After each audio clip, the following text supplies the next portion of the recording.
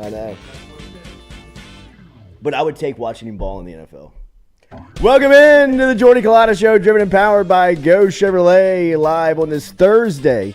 We appreciate you starting your day here with us. Make sure you hit that like button, share button, comment button, as we will talk to Jeff Duncan at 7:30 this morning, the man that broke the news that Tyrann Mathieu is back at the New Orleans Saints camp yesterday morning. We will talk to Duncan from NOLA.com and the Times-Picayune coming up here in 30 minutes as he sheds a little light on this Saints defense, how good they can be, adding Mathieu to the mix, and what the first couple of days of training camp has been like. We'll ask him about Trevor Penning, too. Got chunked out of practice yesterday for his third consecutive fight in 3 days. I love the guy. We'll talk about Penning and the New Orleans Saints training camp with Jeff Duncan coming up here at 7:30 this morning. Jam-packed show and a jam-packed studio. Here is the carpool queen on one of her last days of summer. Oh my gosh, y'all. One of her last days of summer before she's back in the carpool line. How much PTA meetings. Well, Anna Kate gets her license Saturday. So Okay. that takes care of two people. So I've still got one. Sophie will get her license next April. So I only have another year. One more year. One more year. It's crazy. Sad. Y'all. I knew you were going to miss it, It which is sad. I am. You should. moms. She gets her license on Saturday. Anna Kate does, No way yeah. she's even sleeping this week. Well, that's her actual birthday. She took her driver's test yesterday and passed. So she's got it. She's cleared. Oh, yeah. All she has to do is just show up and Yeah, take yeah. the Let's picture. just do Oh, show I got and a get her show. license. Wait, does she have a whip coach? What? Car? Oh, yeah. She's getting that for her birthday. Saturday. We're having her 16th party. Does she know it? She knows. I mean, because she had to pick it out. Wow. Go Chevrolet. Pick it out. What a Well, I mean, she had great to drive time a in bunch life. of cars. Like, we went and Right. drove a bunch of cars. So, What yeah. a great time in life. What a life. I know, right? Hours before I turned 21. Oh, That'll be the end of the geez. cars then. So What she a better not be nightmare. as bad as you. How did you get here this morning? What a nightmare. Gordon Did you McCurdy. get- Oh, like if you see my car outside, it's so beat up. Oh my god. Because I've hit so many things. Like I hit a turtle the other day on accident. Gordon McKernan's on line one, Bree. I might In need a Gordon wreck. 3 McKernan. cars total before 18. What a dream. Speaking of Gordon, there's a billboard of him, like a Top Gun billboard. I of Hell him yeah. in That's the best Youngsville. one. It's in Youngsville. Bro, it's the best I'm one. driving through Youngsville yesterday, and I look up, and I'm like, oh, wow, there's another Gordon billboard. It's so What funny. does it say? Can I get More not enough G's, G's, something- yeah. please? Or something like Yeah. More that. G's, It's yeah. dude, It's so incredible. funny. Looks a little like Maverick on first glance. It does. It does? I know. You Welcome got to the the G-spot. aviators on. I wonder what his call sign would be. How has he not done G-spot. that yet? It has How to has be he not G-spot. done It's G-spot? gotta be. Get her done. That would be awesome. Bet. Bet. All right, we're going to talk Saints, and LSU reports today. We got our crew, boots on the ground. Who's in today? Stewie, Ron. Look at Ron, bro. Yeah. Put a little double time. Ronnie's down in Saints camp. He'll be over at LSU camp today. We'll be covering all the storylines with LSU reporting today for training camp. It is here, people. It is it's And football season. Man. Jackie 2.0 going, right? With Yes. With Yeah. the cam. Yeah. Yeah. He put on the camera we got yesterday. an army. I mean, Bonnet's like, what the hell do you have going on? Who do you think you are? Like, I mean, like, Jeffrey Epstein. CNN. Bonnet sees us coming in, he's like, oh, Gosh. You know, it's like, fucking Culotta show. Jesus Culotta. Christ, man. I mean, you Then got Ron's- one show, dude. But then Ron's the protected man. He's like, Nick Under's like, no, he's good. It's like, shit. I know, All I right. love it. Yeah, more compliments from Ron from Underhill and the crew, man. But we will catch up on the latest of Tyrann Mathieu. And it was good to see Mathieu back out at Saints camp, obviously. Remember, we're brought to you daily by Metropolitan Health Group as well. Real doctors, real solutions. We'll tell you about our Caesar Sportsbook giveaway. Caesar Sportsbook does have a line on tonight's preseason game. We'll talk about what's the bet. You can check the QR code up there. And for Saints and LSU giveaways, we've got a promo code that we'll tell you all about before we get out of here at 9 a.m. this morning. But first things first, as there is football tonight. That's there what is I'm saying. Football is Crazy. back. I mean, Tom Benson Stadium in Ohio. Jacksonville taking on the Raiders. Doug Peterson making his debut with the Jaguars. We'll talk all about it, man. It's an exciting time for sports fans. It's all coming together now with football season, preseason, LSU reporting to camp, and everything that's going along with it. Why is it a Hall of Fame game? Why is it a preseason Hall of Fame game? Because this weekend is the inductions of the Hall of Fame class every year, and they do it around a game. Okay. And I mean, one of the great things that Gail Benson did for Tom Benson when they first either were married or they first got together was she told him, "You need to change your public relations. Like Really? you need to spread some of this money out. You need to do some philanthropy. You need to put your name on things so you have a legacy when you pass on and people can remember you." No doubt.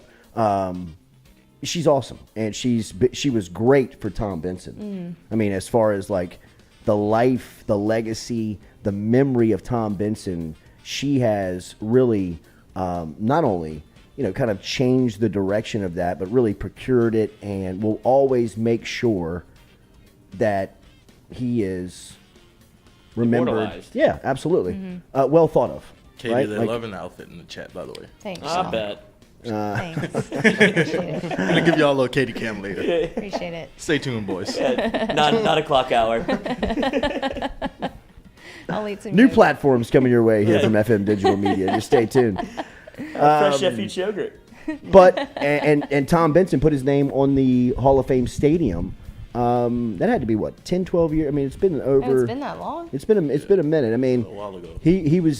It was a couple of years that he was alive as well. I want to say that it might have been the class that Willie Roaf was announced, or Ricky Jackson was announced into the Hall of Fame because the Saints played in the game the weekend that they debuted the stadium, and the first Saint to be inducted into the Hall of Fame.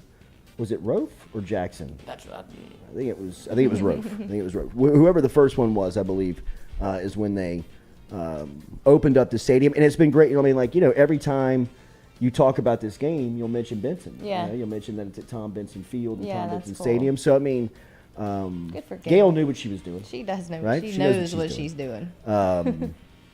So tonight, football action. But yesterday at camp, over with the Saints, obviously Tyrann Mathieu is back in action. And look, man, there's a lot of speculation, and people have been asking whether, I don't know anything. I don't know if anybody really that's covering the team knows really the what's going on. I think there's probably a couple of people within the organization that have a clear idea of whatever Mathieu has been dealing with. But whatever it is, really and truly, it's none of our business because it's a personal matter. And the Saints, who is his employer, have supported him the entire time, and they opened their arms and welcomed him back yesterday. And a lot like they said the entire time throughout this process, they may not have been given as much information as we have wanted to hear. I know that I've been curious about, what's going on, man? Why is this guy missing football practice? And, in the reality of it is that it's bigger than football. It's a situation that a fan, we as people that cover the sport may not understand or may not get, but you know what? It's not our place to get. Mm-hmm. And whatever he is gone through dealing with, all we can do of people that watch and pull for him at his job is hope he gets it right and hope he's okay to check into work and give everything he's got. And I don't think that Tyrann Mathieu would cheat the game. I don't think that he's the type of personality that would ever do that to the game of football. So all I can say is now that he's back, I believe you got TM7. You got the Badger. Mm-hmm. You got the dude. Landlord. Still look right? good, too. Mm-hmm. Absolutely. Looks great. And I don't know what's been going on, right? So, Well, I think the reason people were concerned is because of what happened on social media, right? If Yeah. there's no, if he doesn't delete anything or any, off of his Right. social, then nobody's really concerned. But that probably made some eyebrows raise up, I'd imagine, not only fan-wise, but even in the building. Like, oh, okay, so, this is bigger than, this is something as Yeah. opposed to, all right, he's gone for personal reasons, social's Right. the same. Something But, else was up. Yeah, that's the world that we live in now, though, where you have to look at social media. Look at Kyler Murray, got himself a contract. Well, that's a dramatic thing to do, to delete It's a bunch so of much- so pictures from your social time-consuming. media. I mean, that's like a scorned girl I thing to do. He probably has a social media manager though. Somebody who like. I don't know mean, but if he would he have to- does. I mean, I'm sure that there is somebody that handles his social media. Like if he wanted to but I clean it up. believe that Yeah. he has access to it and he wants to put something up. I think he can. Yeah. You know, I mean, I think that there's a lot of people that have social media managers that tell them, I'm not even giving you the password. Like, you can't even get into it. Can't let Kevin you do Durant, that. give me your phone. Give Right? give me the phone back. I mean, Durant fired his, Yeah. his person. I got it. I'm hot right now. Gonna make 2 burner accounts real quick too. KD So, I Stan, mean, 20. I don't know, man.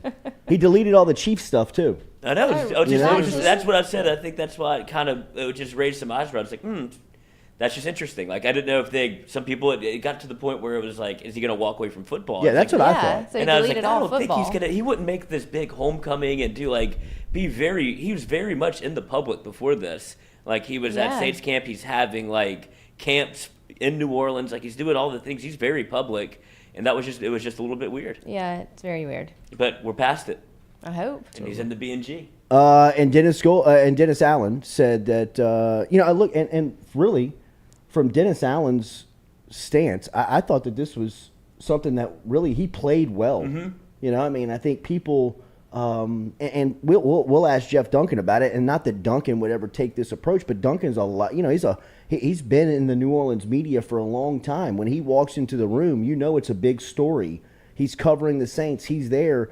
You know, not saying that Dennis Allen would ever be intimidated by anybody in the media, but Jeff Duncan has gotten the stories that he's always wanted to write down there.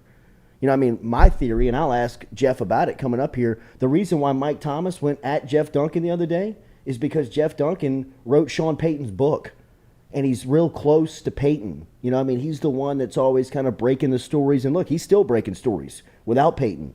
So it shows it's not just Payton that was giving him the information, but he had a great relationship with Payton. And to me, the fallout with the Saints and Thomas has been Mike Thomas and Sean Payton. It seems like Thomas is a whole new player now that he's not there.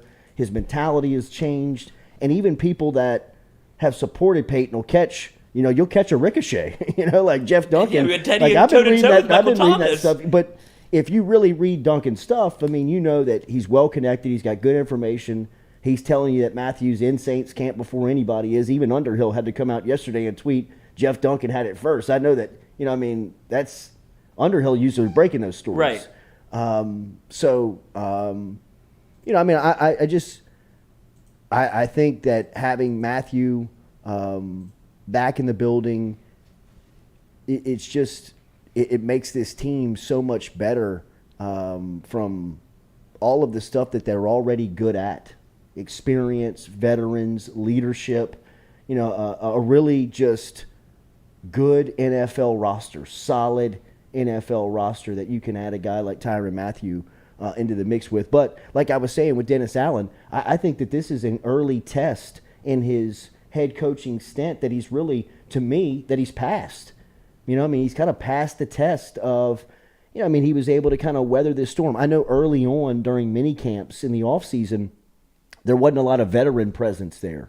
There wasn't a lot of guys, older guys there, and people around the media and people that were covering it were like, I wonder if he has the respect of the roster. You know what I mean? Like, it almost is like the head coach is away and the assistant coach is running the building. Substitute So, teacher. Yeah, it is yeah, it's like a substitute teacher type deal where Sean Payton's not there and Dennis Allen. But then slowly but surely you saw the mini camps later in the season after the draft, 100% attendance. Now, look, people can fire back. Well, they didn't want to get fined. Yeah, but, I mean, we see it every year. I mean, it would have been a story if they weren't there. It has to be a story that they are there, right? And then the way that Allen has kind of commanded respect throughout this Mathieu situation, kind of like saying, like, look, there's no sense to panic. The Saints have it figured out. They support him. When he comes back, they're going to open him and welcome him with open arms, and he'll be put back into the mix. And that's exactly what happened, you know. And I think from it's just kind of a building trust standpoint, whether it's between you and the fan base, you and your team, you and the locker room, you and some of your veterans. I think Allen early on is done a lot of small things that will equal big wins later. You know what I mean? I think things that are kind of happening right in front of our face with Allen as a young, even though this is the second time he's been a head coach in the league, this is by far the best roster he's ever had. This is by far the best team he's ever coached. This is by far the most veteran-laden team he's ever been around. He's early on showing that he can handle it. And I didn't question it until I did. Until you kind of think about it and say it out loud that, the Saints, to be a head coach in that room, you better know what you're talking about. You better speak with some strength behind your voice, some confidence behind what you're saying, some conviction about what you believe in, because you got guys that have been in the league for 10 plus years, know how to be pros, have done it at a high level for a long time, and they can smell BS pretty quick. And Dennis Allen, that has to be a role that you got to find out if I can fit in. If I'm going to be accepted by Cam Jordan and Ryan Ramczyk and Alvin Kamara and some of the veterans on this team that really kind of dictate the way that the locker room really kind of moves and accepts people. So I think the way that he's handled this Mathieu situation has been pretty cool to see early on. I can't wait to dive more into it with Jeff Duncan coming up here at 7:30 this morning to get his thoughts on just the early days of Dennis Allen and kind of how it's worked here through training camp and through some of these situations. Remember, Daily, we're brought to you by Barker Brothers Plumbing and Works. Get in touch with Barker Brothers Plumbing and Works today for any of your plumbing needs. They can help you out. They're number one and a number two business. They specialize in all works of plumbing, industrial, commercial, residential. They employ 30-year veterans. They also have experienced carpenters and plumbers on staff, so they can help you out with your next industrial or residential remodel. They cover Greater Baton Rouge. Every single day, they got a couple of trucks on this side of the river. They originate over in Plaquemine. Get Jude on the phone today by calling him at 225-776-2431, 225-776-2431. Mention the Culotta Show and save yourself 15% when you bring it up. No website, no social media. Get in touch with Barker Brothers Plumbing and Works today, 225-776-2431, 225-776-2431. Mention the Jordy Culotta Show and save yourself 15%. We'll get back to more Saints stuff and discussion with Jeff Duncan coming up here in a couple of minutes on the Jordy Culotta Show. Anything specifically you're looking for from Duncan coming up here at 7:30? Get inside of the chat so we make sure that we ask it by just hashtag Ask Duncan, and we'll ask Jeff coming up here. But LSU reports today. And they are, obviously, this will be the first fall camp of Brian Kelly and his staff, for Brian Kelly and his staff. Talked to Jake Flint last night, the strength coach, and we're going to get him through here. He just asked, he wants to get through the first part of training camp. So about the first 2 weeks, once school lets in, we will have Coach Flint in studio with us for an extended amount of time and talk to him about the offseason, get his thoughts on the roster. A lot of, the body transformations we saw. John Emery was here again a couple of days ago. He's got a cool partnership with the Athletic Collection, which is a company that has got back into the poster game. Stewie, I don't know if we can show this wall. Can we show this wall? We've got the John Emery and B.J. Ojulari posters that you'll be able to find at the Athletic Collection. And B.J. and John were over here doing a poster signing for the company. As you see, there's BJ and there's John Emery. They're so cool. On the wall behind. Big old school college dorm vibes, Yes. which I appreciate. It feels, Absolutely. It feels good. We see Getting back to posters, bro. Yeah, we Yeah. see Kind the of a two lost girls start. making out. Kind of a lost start. Yeah. But you can scan that poster and it shows different shows the plays. highlights. It, That's right. plays So like music if you and shows kind highlights. of like QR code that poster, it'll show you highlights It's so cool. of Emery. I don't know if this software. You have to hold your phone over it. You can't. It's not like when you scan a QR code and then you can walk away and watch it. You have to hover the whole time to watch the highlights. It's like Hogwarts. But it's It pretty is sick. like that. Not It's doing it. really cool. but When the John video- saw it, he freaked out. The video that we put on social media the other day from the studio is Emery actually looking at the highlights playing over the poster. for the first time. But It is cool. Yeah, it is cool. He was excited. But Emory, I bet. the way Yeah. I mean, how much his physique has changed, even since the last time he's been here. Big too. And I'm Stick. telling you, one of the things that stood out to even him when he was here, he was talking about is how fast his body changed in Flint's off-season program. And pretty look, man, cool. I'm not sitting here and giving you the report like he was doing a bodybuilding competition over here, but I mean, he looks different. Yes. I mean, noticeably, he walks into the room and he looks different, just like he did when you saw him in his uniform in spring. Mm-hmm. I mean, I think that the first time people saw him in a uniform during spring, you're like, damn. It's John Emery. I mean, That's the player we got. yeah, absolutely. Thick, great ass. Yeah, great you know what I ass. mean? So, Great ankles. Great ankles too. But, But- I mean, but- he transformed his body almost to be like, this is me becoming an every down back. Like, I Yeah. had to put on, like, there's a plan to it. It's not like, oh, I got bigger, faster, stronger. Like, everybody's trying to do that every year. But it seems like he was built differently to handle the workload of the SEC because that's what's expected of him this year. This is his, we say it here all the time, this is his money year. Like, he sat out an entire college football season. He's a 5-star running back. Was he the number 1 running back in the nation? Yeah. Coming out of high school? And you haven't really seen that from him yet. You know, through no fault of his own, I think it was just a debacle last year. But for him to be able to get on the field and have a prove-it year and come back and look like this, I mean, you got to expect big things from John Emery coming into LSU's first game in the season. What was his high school? He's from That's Georgia. right. no. He's from it's- New that's Orleans, right. right? No, I'm That's sorry. He was Okay. committed to Georgia. My Yeah, bad. he's committed to okay. Georgia. Yeah. No, he's from New Destrehan? Orleans. Is that Yeah. what somebody Yeah. said? Yeah, He's that's from New Orleans. Okay. Same place that the Jeffersons went. So like Ricky, yeah. Jordan, Yeah. and Justin all went to Destrehan. They were there at the same time, him and Justin. Were they? I think he was like maybe like a freshman.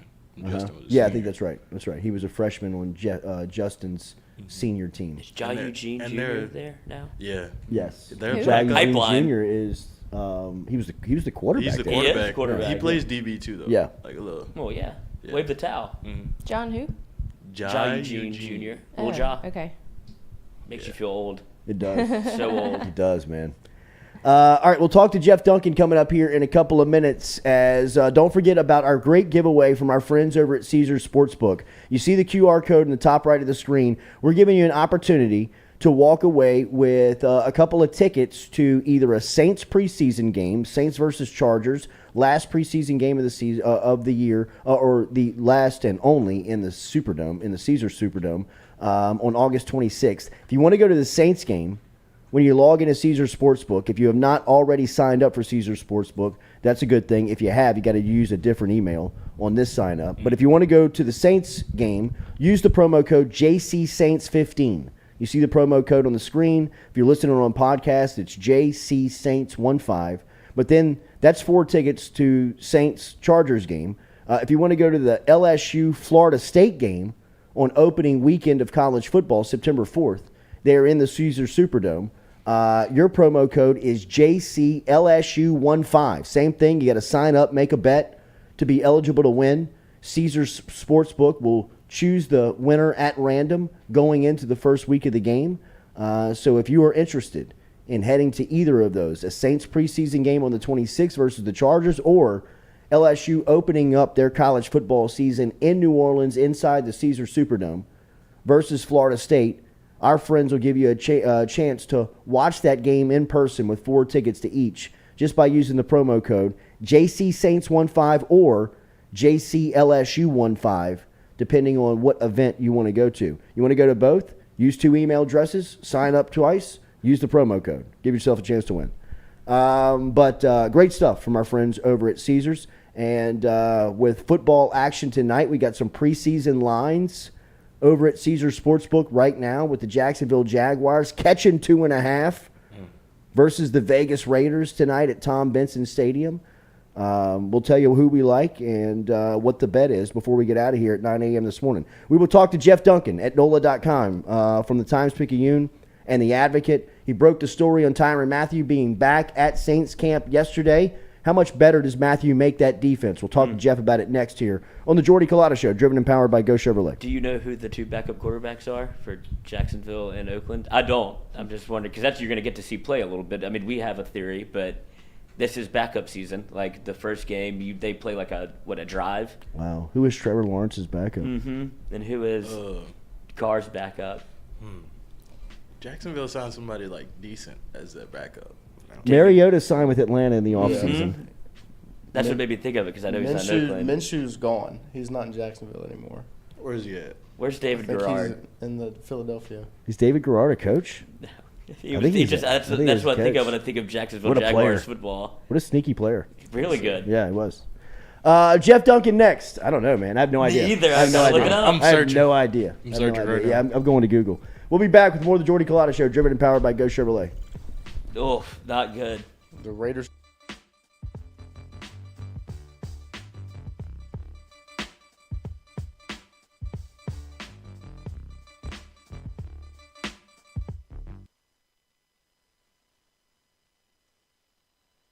Red Stick Sports, a local staple in Baton Rouge to all sports fans, was founded back in 1981 and has remained a family business for over 40 years. Today, they still have the great selection on the floor, but they're also a leader in custom apparel for businesses, sports teams, and other groups. Take it from us, everybody over here at FM Digital Media. They help us out with all of our apparel. Let them help you out today. Go ask for Cody over at Red Stick Sports. Check him out online at redsticksports.biz.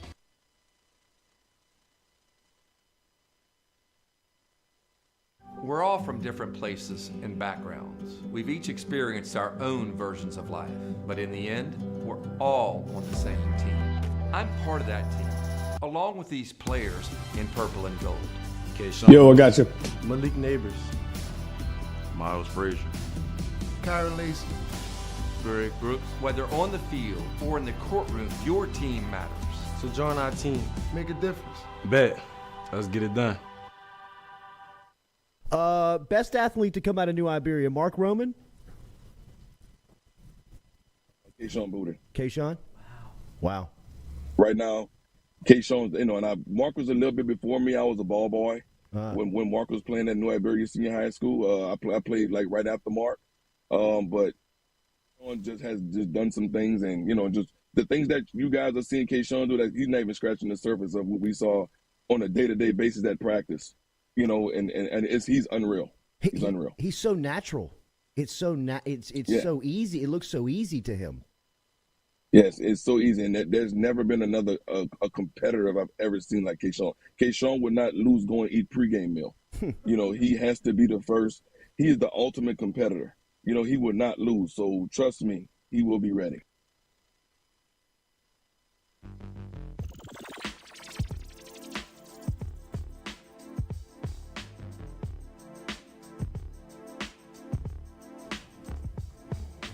All right, welcome back here to the Jordy Culotta Show, driven and powered by Go Chevrolet. You see the Caesar Sportsbook promo codes for all of us over here at FM Digital Media. If you want to go to the Saints preseason game in late August versus the Chargers, August 26th, JC Saints 15 is the promo code.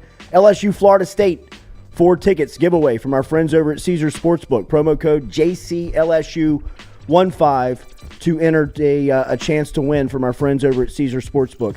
Jeff Duncan is a longtime columnist down at in New Orleans, Times-Picayune, NOLA.com at The Advocate.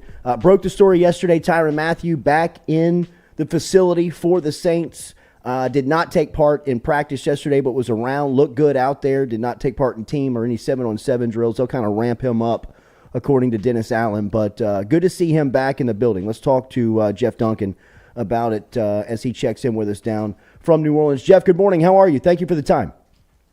Jordy, I'm doing good. Thanks for having me on, buddy. Yes, sir. Saints defense have been a top 5 unit over the last couple of seasons. They have produced at that rate. How much better does Mathieu make them getting back into the building and back to practice? Well, he's the last real key part, along with Marcus Davenport, to get back into this lineup. They were missing 3 starters, Jordy, early in camp, with Davenport kind of nursing his way back from off-season shoulder surgery. But Tyrann Mathieu, I think, needed to be here just because he's new to the system, new to the personnel. I know he's a veteran. He's going to catch up to speed really quickly, but he's going to be a key part of this defense, especially on the back end. He's replacing Marcus Williams, who was a key player here for the last 4 or 5 years. And they're going to rely on Mathieu to kind of be the captain of that secondary with his experience. So the earlier, the better for him to get back after having to take some leave from that personal matter. Both of the safeties are new acquisitions for the Saints. Marcus May was at practice for the first time earlier this week, and then Mathieu made his return yesterday. Those guys complement one another very well, right? And Dennis Allen being a defensive back minded coach, that's where he kind of has his area of expertise. He's got to be chomping at the bit to coach those two guys. Man, I tell you, I think it's going to be a lot of fun for Saints fans of football in general, to watch this defense because of the way they're going to employ their safeties. They've got such versatility now with Mathieu, May, and, of course, C.J. Gardner-Johnson. All three are kind of chess pieces, and I think Dennis Allen's going to play them all over the place on the back end. Quarterbacks are going to have a hard time identifying exactly where those safeties are, what their responsibilities are. It's going to be fun to watch, and it gives them much more flexibility, I think, than they had even before with Malcolm Jenkins and Marcus Williams. It's going to be fun to watch. At Jeff Duncan _ where you're following him on Twitter. Make sure you're following him there for all the latest on the news with the Saints and the camp. He broke the story yesterday of Tyrann Mathieu being back in the building. You bring up Dennis Allen, and Allen, obviously, second stint as a head coach in the league. This is the best roster he's ever coached. This is the best team he's ever had. I thought the way that he handled the Mathieu thing was a good sign for a head coach and the trust in his locker room. What have you made of the early days of Dennis Allen here through the offseason and now through the early days of training camp? Look, I agree with you 100%, Jordy. I think the way the organization handled this Tyrann Mathieu thing went a long way, not only with Tyrann and his family in camp, but also in the locker room, because everyone's watching. We all know that. Everyone's going to be watching a situation like that. And the support they gave him is going to go a long way with establishing credibility among the players. And early on, he's been very confident. I think that's the thing I've noticed. I thought maybe he might, we all know Sean Payton, right? He had a swagger. He had a cockiness to him. I wondered how that was going to translate, and it's there. I mean, Dennis Allen, I think, believes he's got a very good football team.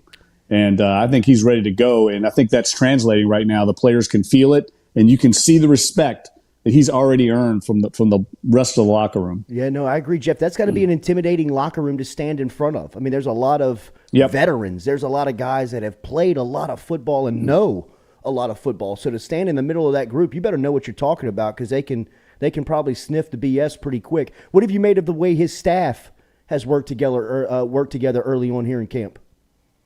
Well, I think he made a really cagey move bringing in Doug Marrone, a veteran guy that's been in the building before, but also been a head coach at the college and NFL level. I think that was a key hire to kind of put alongside Pete Carmichael, in his first role now as offensive coordinator. You've got an experienced guy on the offensive side of the ball that, along with Pete, they can kind of take care of that room. And then Dennis can concentrate on defense. And I think to your point about the intimidation factor of coaching this team, I agree 100%, but I think it helps Jordy in the DA was the defensive coordinator. So all the key guys on this team, the identity of this Saints team is on defense. And the leaders, Demario Davis, Cam Jordan, and now you have Tyrann Mathieu, they're all defenders. They already have that, I think, built-in respect for Dennis Allen. What have you seen from Mike Thomas with him being back on the field and looking like he's ready to go? Well, he looks as good as you could look, I think, considering a guy that hadn't played much football in the last year and a half. I know this. He's champing at the bit to get back into team drills, to play. They're having to hold him back. He's like a thoroughbred coming out of the gate, and they've got the bridle in trying to pull him back because he's dying to get back in the mix. Look, he's watched from the sidelines now for a year and a half as guys like Devontae Adams and Cooper Kupp have kind of ascended to the top of the wide receiver ranks in this league, getting paid huge amounts of money. And I'm telling you, he's got something to prove. He's coming out with a chip on his shoulder, and I think he's going to have a very big year, assuming, and this is a big assumption now, it's kind of what the one thing we haven't talked about yet, is Jameis Winston going to step up? And that's, to me, the biggest question with this team. Yeah. I want to focus on Jameis here in a minute. Before we get there, that room, that wide receiver room, Thomas obviously the headliner, but what they've done to improve just the quality of play there over the last couple of weeks, months, in drafting Olave, bringing in Juice, getting Mike Thomas back. How good is that room competitively now, and just the moves that they've made over the last couple of weeks? Well, it's night and day. Let's think about it this way. Deontay Hardy, Marquez Callaway, those guys were the number 1 and number 2 options a year ago. They're 4th and 5th now. So they're way down the pecking order. This is all of a sudden a very deep room and a very experienced room with the addition of Jarvis Landry. Chris Olave adds an element that they didn't have in the receiving corps. He's very smooth, very polished route runner. Having trouble getting off the line right now. And that's something that we all knew when he came out of Ohio State. I mean, he's going against some of the best press cover corners in the league in practice every day, so that should help. But they're deeper there, but they're struggling to get open against this great Saints defense, and I think it's a really good test for them early on. But Mike Thomas, again, not in the mix there, and he kind of creates a domino effect for everybody else when he's on the field. Yeah. It was fun to see Jameis this offseason, the way that he kind of embraced being a leader, having guys down to Florida and running almost like a school-type atmosphere of learning and getting guys on the same page. Now that they're all in camp together, what have you made of his play here early on? Well, he struggled at times. I mean, he had a really good day 2 days ago, best practice he's had so far. But they've struggled, not just him, Andy Dalton, everyone against this defense. The defense is way ahead right now of the offense. And Jameis doesn't have 2 key weapons, Mike Thomas and Taysom Hill, who's out with a rib injury right now. So I think that's contributed. But everyone's going to struggle against this defense. They're aggressive. They're experienced. They know exactly what they're doing. So that's something I think to keep an eye on. Is this going to be something that carries over during the season, or is it just a byproduct of this great defense that they're going against every day in practice? But the thing I like about Jameis, Jordy, is just the way he's embraced the leadership role. There's no question this is his offense. This is his team. Everyone in the building respects Jameis Winston. But Dennis Allen, if you notice, when people ask him about Jameis, I mean, he doesn't really jump into the immediate cliche of washing him with all kinds of compliments and praise. Yeah. I think it's interesting. Dennis Allen will say, hey, this is a production business. Jameis knows that. He's got to produce. He's putting the pressure on him. He basically has a 1-year deal here. Yeah. I know it was multiple years, but if you look at the contract, Saints can get out of this thing in 1 year. It's a big year for Jameis Winston. He knows that, and really a lot on his shoulders because this team is built to win right now. And really the only question I have going in is how is Jameis Winston going to perform? How have you seen Andy Dalton adapt to his role in New Orleans? He looks like exactly what you would expect. A veteran guy, he's seen it all. I think he's a great signing. I didn't know Andy Dalton was as good as he is. I guess I should have known that. He was a high draft pick, and he's been to Pro Bowls. But he looks like a perfect fit for this offense. This offense is not going to be the old Drew Brees, light it up, move up and down the field through the air. They're going to run the ball more with Dennis Allen. They're going to be efficient with a short passing game. They're going to take a shot every now and then. But this team's going to win games in the low 20s. They're going to lean on that defense, and they just cannot afford mistakes. And I know Jameis Winston knows that, but will he revert to the old Jameis that we saw in Tampa, or will he kind of be the guy we saw early last season that was very efficient, mistake-free? That's what Andy Dalton is. So I think they've got a really strong, reliable backup in him. Jeff, it's hard to speak in hyperbole in our business, but is Alvin Kamara the smoothest football player you've ever seen? Yeah, I would say he's not only that, he has just uncanny balance. We all know that. His ability to kind of – I've watched practice sometimes with Deuce McAllister, obviously a great running back himself. And Deuce will tell you there are great ones like Alvin Kamara, Barry Sanders, Walter Payton. They have the ability to get skinny into the hole. They have the ability to slide their body and not ever – you very rarely see Alvin Kamara get lit up. He's got an incredible knack for sliding his body control, not taking on those big hits. That's why he's been so durable in his career. But his balance is unlike anything I've ever seen. When he runs through that gauntlet drill and those pads are pounding these other guys, you notice these other guys really struggling to get through it. It looks like Alvin isn't even being hit. Yeah. He's just an amazing athlete, an amazing running back, and he's clearly, in my opinion, he's clearly the best player on this team. How's the competition for his backup? Right now, it's Mark Ingram and Malcolm Brown. I think both those guys are going to carry that load. The Malcolm Brown's a very good signing. I mean, this is a guy that was, I think, a very solid backup with the Rams a few years ago, and he fits in very well in this offense. He's a good pass catcher out of the backfield. I think he's going to play more than people think. Ingram right now, coming off a knee scope, he looks like a guy that wants to do more than he's being allowed to do. So I think they're kind of taking him on a little bit of a ramp-up approach.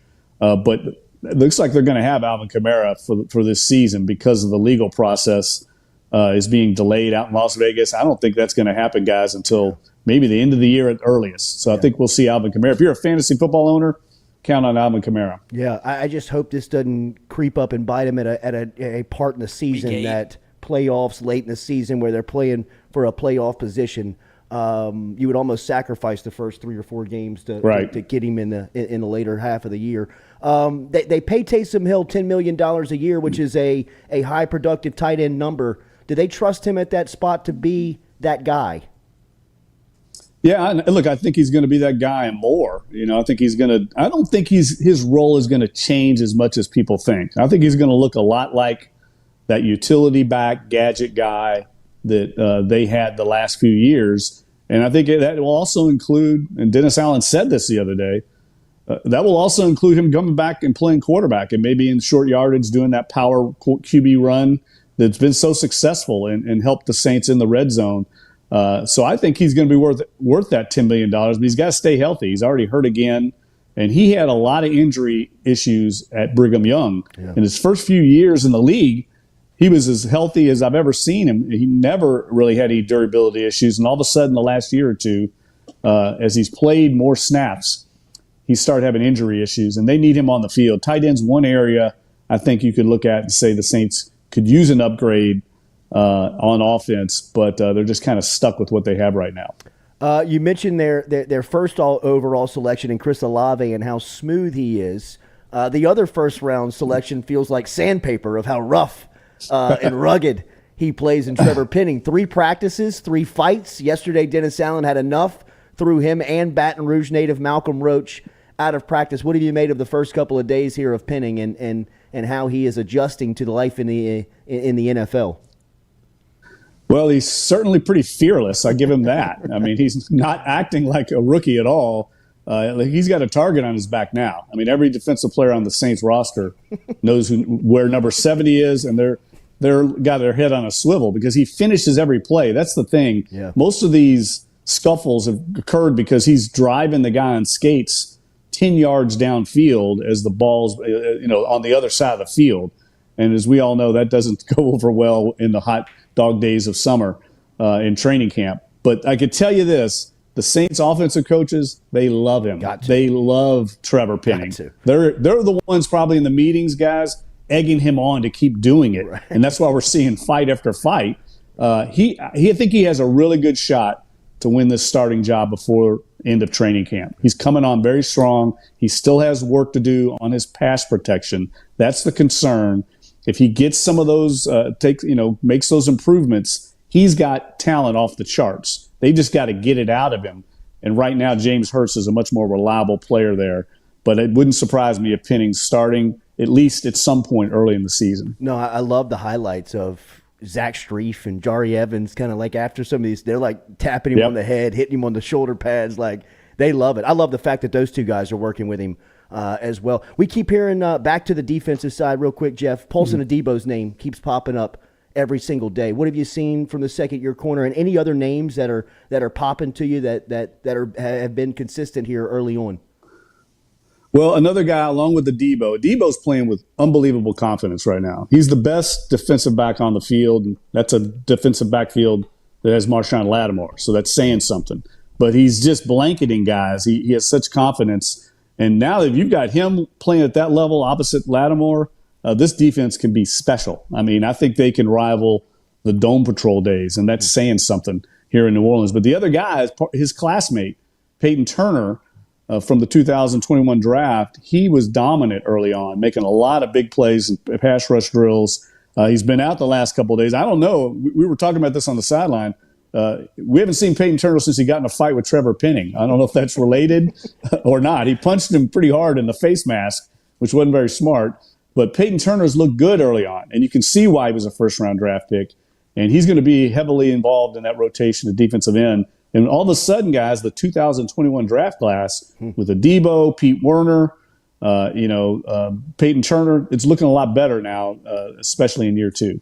The author of Peyton and Breeze, The Men Who Built the Greatest Offense in NFL History, Jeff Duncan. If you have not read that book and you are a Saints fan, it is incredible insight and information on the 15-year-plus run of Breeze and Peyton in New Orleans and just what they did to not only record books in the NFL, but to the community and the city of New Orleans. Jeff, before I get you out of here, I got to ask you about that story that just popped this week in the NFL. Miami Dolphins owner going to serve a suspension and a heavy fine. It was reported that the Dolphins did tamper with both Tom Brady and Sean Payton. What do you make of that story, and what do you think is next for Payton? Well, it doesn't surprise me at all. I mean, this is a league of competitive people, and the Miami Dolphins were trying to get one of the best coaches in the league. Look, word had gotten out late in the year that Sean Payton was having second thoughts about staying in New Orleans. And as I understand it, all this contact happened after he'd gone to Cabo, was down there for a couple of weeks after the season, trying to decide his future. And Miami reached out. And I wouldn't be surprised, I don't know this, if other teams didn't reach out. I know in the past, Sean Payton, through back channels, I wrote about this in Peyton and Breeze. Look, he was having conversations, not him, but through intermediaries with the Rams, the 49ers, the Colts, way back in 2014, 15, 16, during those down years. This stuff happens, so it doesn't surprise me at all. And it didn't surprise me at all that the league came down hard on Ross. Because that's egregious, and it's a pattern of behavior that he's shown over the years, not just with Peyton, but also Tom Brady. Yeah. Jeff, incredible stuff from down at Saints Camp, man. Keep up the great work, and we'll keep reading your stuff at NOLA.com. Thank you for the time this morning. Thanks for having me on, Jordy. Talk to you soon, bud. Yes, sir. Always. There is Jeff Duncan checking in this morning from New Orleans. Make sure you're following him at Jeff Duncan _ as we said, the author of the great book, Peyton and Breeze, The Men Who Built the Greatest Offense in NFL History, but also still breaking news like he was yesterday with Tyrann Mathieu returning to camp and giving you some insight on how Mathieu fits in with what? Right there. Ah, Phil, on the bar. I'll be right with you. That's our photographer. Phil Cancelleri is here. Like, what a great Italian. What a great paisan. What a great paisan. We'll be right back with more of the Jordy Culotta Show, driven and powered by Go Chevrolet. Dude, you freaked me out. Yeah, it freaked me out.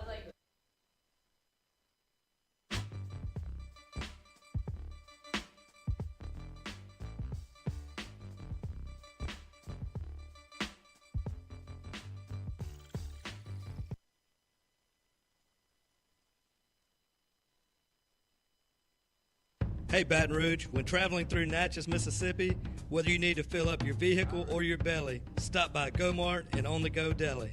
Go-Mart has clean restrooms, community coffee, an awesome beer cave, and a great selection of anything you might need on your trip. So stop by Go-Mart at 4 Sergeant Prentice Drive as you're entering Natchez on the left, and visit Tom and Wright Granning and their awesome team at Go-Mart. We've seen the BK takeover stuff from LSU and social media, and really in his short time in Baton Rouge, there's been a lot of people embracing his approach to building this roster. What's it like to recruit alongside him? Oh, it's been great. Coach has been awesome to me because he lets me be myself when it comes to recruiting, when it comes to coaching. He lets his coaches coach, he lets his coaches recruit. So I have no complaints on that end. And when I need him to get in touch with a kid, he's there for me. The communication line has been great. He's just been nothing but supportive.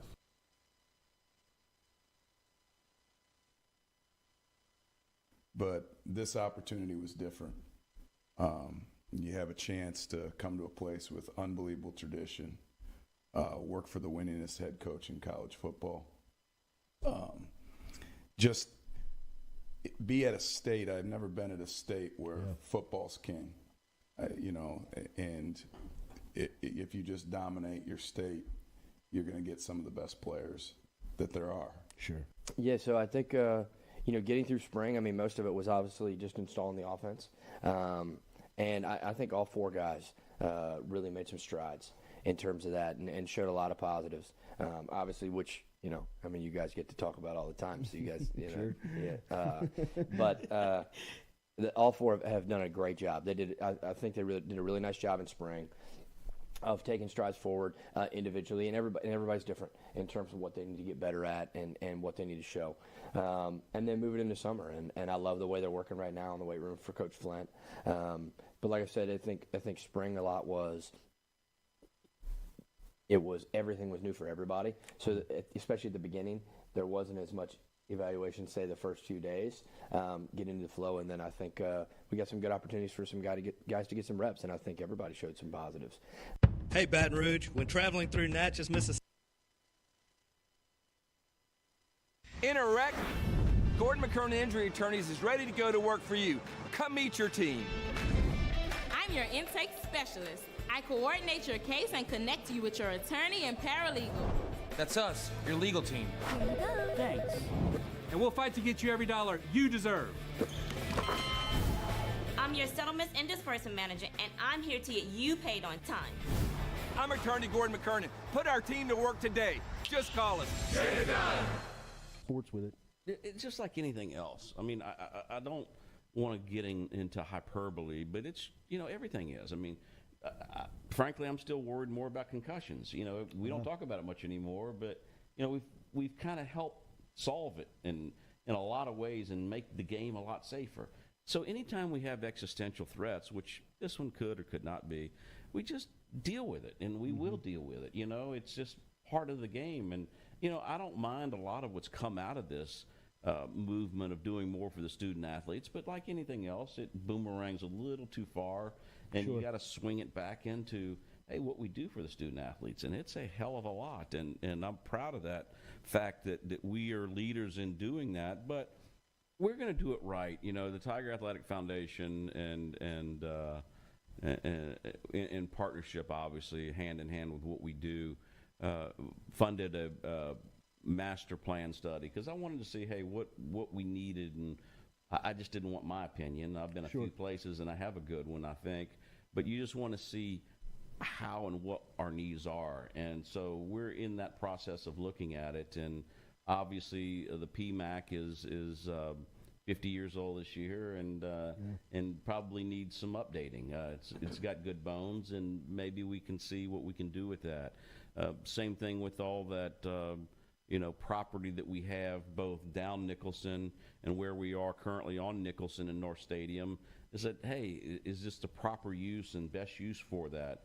And hand in hand with the university and what we do with TAF, we'll make those decisions, and we'll be prudent and thinking about what and how we do. Yeah, it's kind of weird in a perverse way, Jordy, you know me well, is that I kind of relish in change, and I do like it. I'm one of the few people that embraces it, and we're very lucky at LSU to have it, to be where we are and to be able to do that. I mean, I can't say that for everyone in the business because it is unsettling in a lot of ways, but for us, change is a good thing, and I think we're going to be the beneficiary of it, and it's not gonna stop. It's just going to keep on going. Yeah. And I'd be lying to you if I told you I had a crystal ball and can tell you what was going on and what's going to happen. But we're going to be here, and we're going to embrace it, and we're going to take advantage of it the best we can.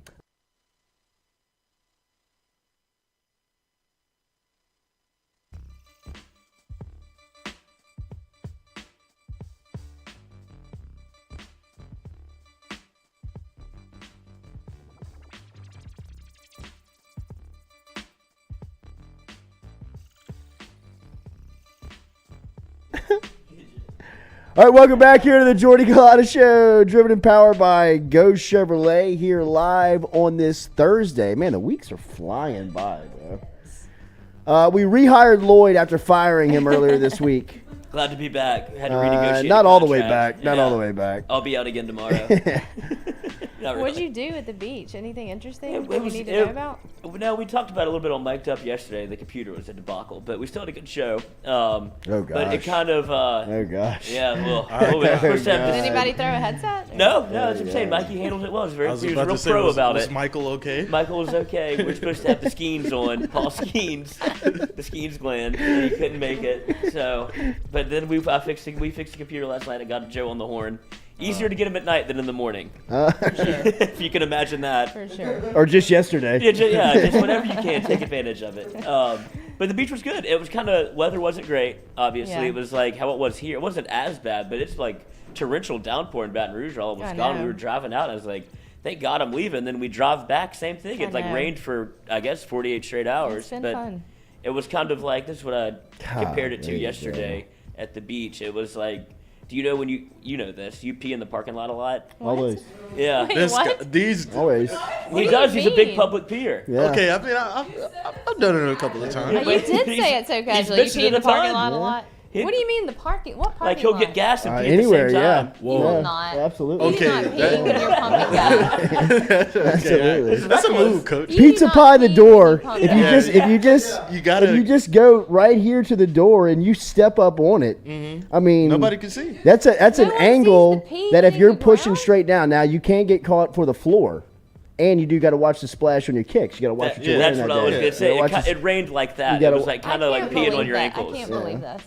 No I way. believe Yeah. You it. get arrested for that. I know you can. Yeah. I know you can. Dude, what if Jordy's going to text us on a Friday, be like, not going to make it, and it's got going to be arrested in the for Advocate, like peeing on the arrested for gas peeing line? in public. I'm in Addis. Yeah, within 500 feet of a school. Oh my God! Why not just go to the bathroom? I'm not supposed to be I here. respect the hell out of Well, it. I mean, Do you do it? first off, No. gas I've never station thought of bathrooms to it. me are super shady. Mm-hmm. Yeah. And you know, I don't like to waste time. And to me, He's gonna have Katie picking up little Jay from school. Not supposed to be I here. can't be here. oh sure, I'm not really a drinker, Yeah, so he's sober. I get that. Everyone's done drink. it, but Yeah, like not a you're drinker. dead sober, just Yeah. being in public. you ever scariest gotten story of caught? my life. Scariest story of my life is we were at Mardi Gras in high school, and my buddy was peeing on a side street, and a cop in just an unmarked car stopped in the middle of the street and scared the ever living I know, I shit out of remember you us. telling us Like this. scaring, like yelled at us, got out, yelled at us. Who do you Yeah. think you are? Put us in the back of the car, dropped us off in the 9th Ward, and sped off. Yeah. That No is play. irresponsible. And when Coach, I tell you that it was terrifying. You could've been pitch killed. black dark outside. It was probably 11:30 at night, and I have never sprinted for so long With what in direction? a unguided direction at 17 years old. No phone. Dumb, Like, Yeah. dumb, stupid. Phone Had right no out. idea what I was doing, where I I'm was, where I running. was going, but I'm sprinting. No, bro. No cell No. phones back that's then. what I'm saying. There's no way. This is those probably days. Back in my so I'm day. 17 years old. This is 1998. Damn, you're old. David got you. arrested for peeing in New Looks Orleans great. in public. What's Like, that? David got arrested for peeing on the side I of the would building rather in New get- Orleans. I'd rather I go. would I'd rather rather get gone arrested. to Yeah, the they put him in penitentiary. jail. They put him in No, jail. I'd have rather him booked me. Yeah. I'm telling you, He doesn't- then it drop off was in the 9th Ward. the scariest. Well, how did That's that the not life make you sentence. not pee in public anymore? Like, David wouldn't pee in public to save his life Oh, I after pee in that. public Like, all I've the tried time, to too. get him to. I pee a lot of LSU games outside. Well, yeah, you Yeah. got to. I feel like Anybody I'm just catches walking me, through y'all hey, to pee you everywhere. see- I'll pee in the everywhere I I'll pee in the go. corner of Tiger Stadium at a game. Whoa, that's a move, coach. Does no Ow. one ever see you do that? Like, no one ever gives you the that is a eye? move. Like, You're just peeing all the time. You I have a big imagine that bladder? I've gotten caught. I Yeah. would imagine that People have to somebody see has it. seen people me. have caught- Yeah, Somebody's for seen sure, something. For sure, for sure. Have you I'm repeated- arrogant with it now, though. Hey, I'm that's what I'm confident saying. Have with you it ever now. repeated at the bar? Just straight up? Absolutely. Yeah. Y'all talk Like that's in the probably bar where it time. starts. Yeah. Oh, That's yeah. probably That's the so first weird. Oh, In the confident on the bar, Sneak- at the bar, Y'all. ordering a my drink, God. Yeah. Bar.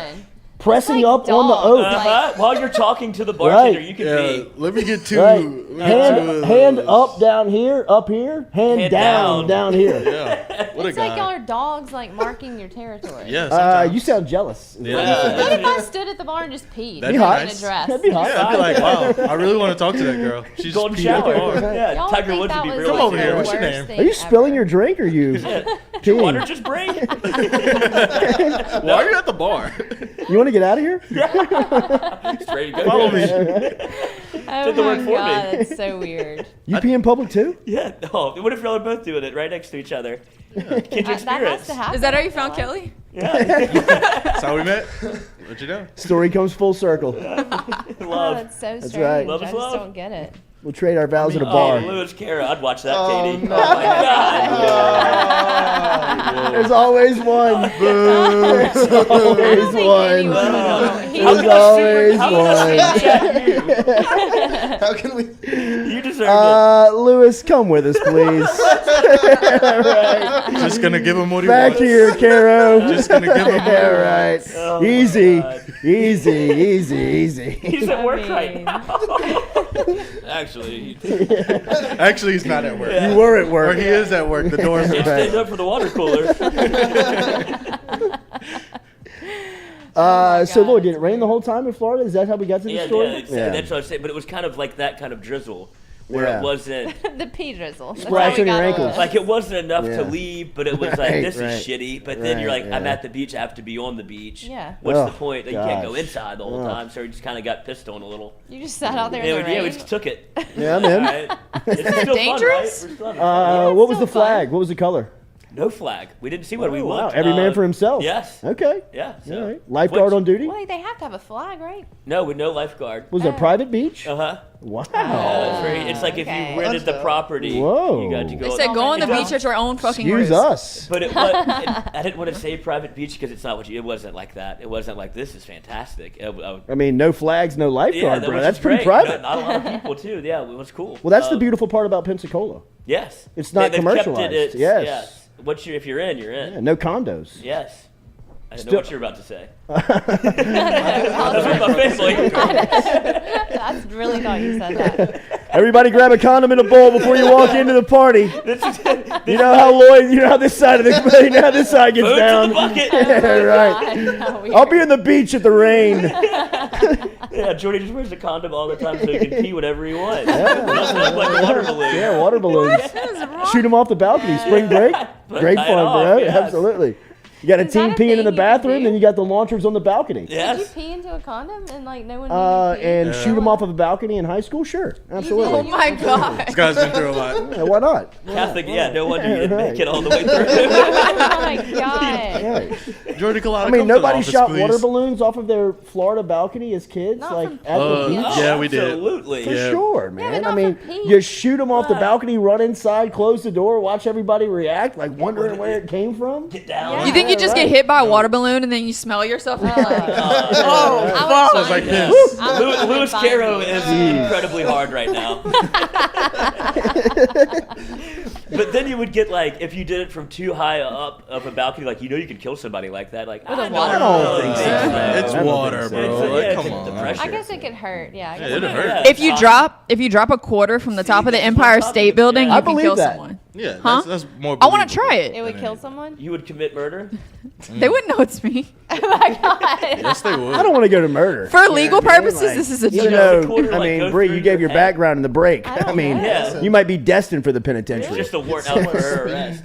It just And goes it's just through so, but your it's so head. low. I don't think it'll go through. But I mean, So that's what I'm saying. How it might does go into your head. Really, the experiment Yeah. would be just put a car Right. See what underneath or it, a watermelon. and just flick it up, see what Yeah. happens.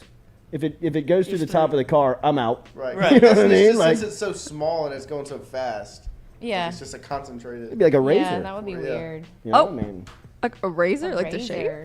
I mean, it would be like a Yeah, razor coming down at you. Yeah. Right. God, At that what if point, you depends dropped on a if it razor? fell, I guess, skinny side Oof. or flat side. I think Somebody you would has want to have flat tried side. that before. You would Somebody want the what? flat, right? Right. If it's Like skinny, dropped I a think it's quarter like or a something razor. from the Yeah, top of the yeah, Empire drop State it. Building. Coins from the Empire State Building. You'll know it. I think it's known to not do it. I think because people of this do it to see conversation. like the Probably myth. They frowned can upon. murder. Like I don't know, Just people are walking- fucking just weird. Walking past and a quarter just falls right in front I of you. know. Like, Like, oh my Oh, god! I just dude. dodged a Breeze bullet. here. I mean, have you seen that piece, that social media of the lady riding her bike? It's in some country, and something falls out of a tree. It's either like a cantaloupe or a I don't know what it is. Coconut? Big coconut. It is. Knocks her off of her bike and kills her in the middle of the street. Wow. Pull it up. Coconut bike unfortunate. murder. Why was that a Yes. video? Like who's videoing that? I mean, Twitter has the account Like like somebody got arrested for it. weird deaths or something. You know, like Yeah, strange Twitter deaths. has a Twitter yeah, I has mean, a dude, strange the like Twitter Oh. holes that exist. And I don't mean that. Ron.com. Yeah, right. Ron sends me murder videos all the time. And I tell him to stop doing it. It's 6:30 in the morning, and he's like, "You see this?" Like, no, I don't want to watch. He's like, "Watch him though. He about to bleed out." I have seen full blown shootouts on Twitter. Though. Yeah. Like Oh my full blown God. shootouts. Sending that. And I also watched a video. This guy tried to rob a guy on a motorcycle. Like he pulls out Oh, a yeah, knife, yeah, yeah. Oh, yeah. and the guy steps off the motorcycle and has a gun. Nice. Shoots him dead, and Oh, gets wow. back on the motorcycle and just drives off. Don't bring a knife to a gunfight. He brought a knife to a Oh my gunfight. Died. God. Man, I saw a video on Twitter of a guy. I mean, I saw it on I Twitter. saw a lot It of must be videos on true. Twitter last week. But the same type of thing where like a gunman's like walking up to a restaurant, almost like they're like people are like waiting at the valet, and some lady is like pulls out. She's got a gun on her, like a ready. piece on her, She bro. was ready. She's Call an ready ambulance, for this, but not for me. and just rips it and just blasts this guy in the middle of the street. And I mean, like, it is Jarring. it is the craziest piece of video. I mean, it'll throw you back, just like, oh my god. But yes, the internet I videos. just watched the coconut video. Is it nuts? Is it on Isn't it nuts? What is what? It's Coco. What Twitter is it under? Send it to me. I mean, dude, it is a Jamarcus Russell pass Oh my to early God. Doucette. To And the the timing That's of this awful. That's what I'm thing, saying. The luck. it cannot be any That more first line. perfect. It's 4th and 20. I mean, Aw. like, we got to have a play. Gotta make a play. That is the Kentucky Bluegrass Miracle. It is the absolute bluegrass miracle of coconuts. Someone says What it's is the fake what's the video. name of It's the fake. account? Well, this person said the bike video hey, is look. fake. Oh, it's fake. Oh. No, Someone that ain't said fake. I don't in the know. This chat. isn't fake. That ain't Coco fake. That fell on looks this real. lady, and she falls off If- of the scooter. If that happens to me on the way to work, I'm packing it up and going home. dude, you we're can't. just You're today's dead. You're cooked. dead. Yeah. What do you mean? Yeah, it's over. Dead. Is she dead? I don't know. Coach, I that mean, is the a scooter was, direct the scooter was moving. She had a helmet on. No No, helmet. the coconut knocked that the was the helmet off. No The helmet. coconut knocked the helmet off. Oh.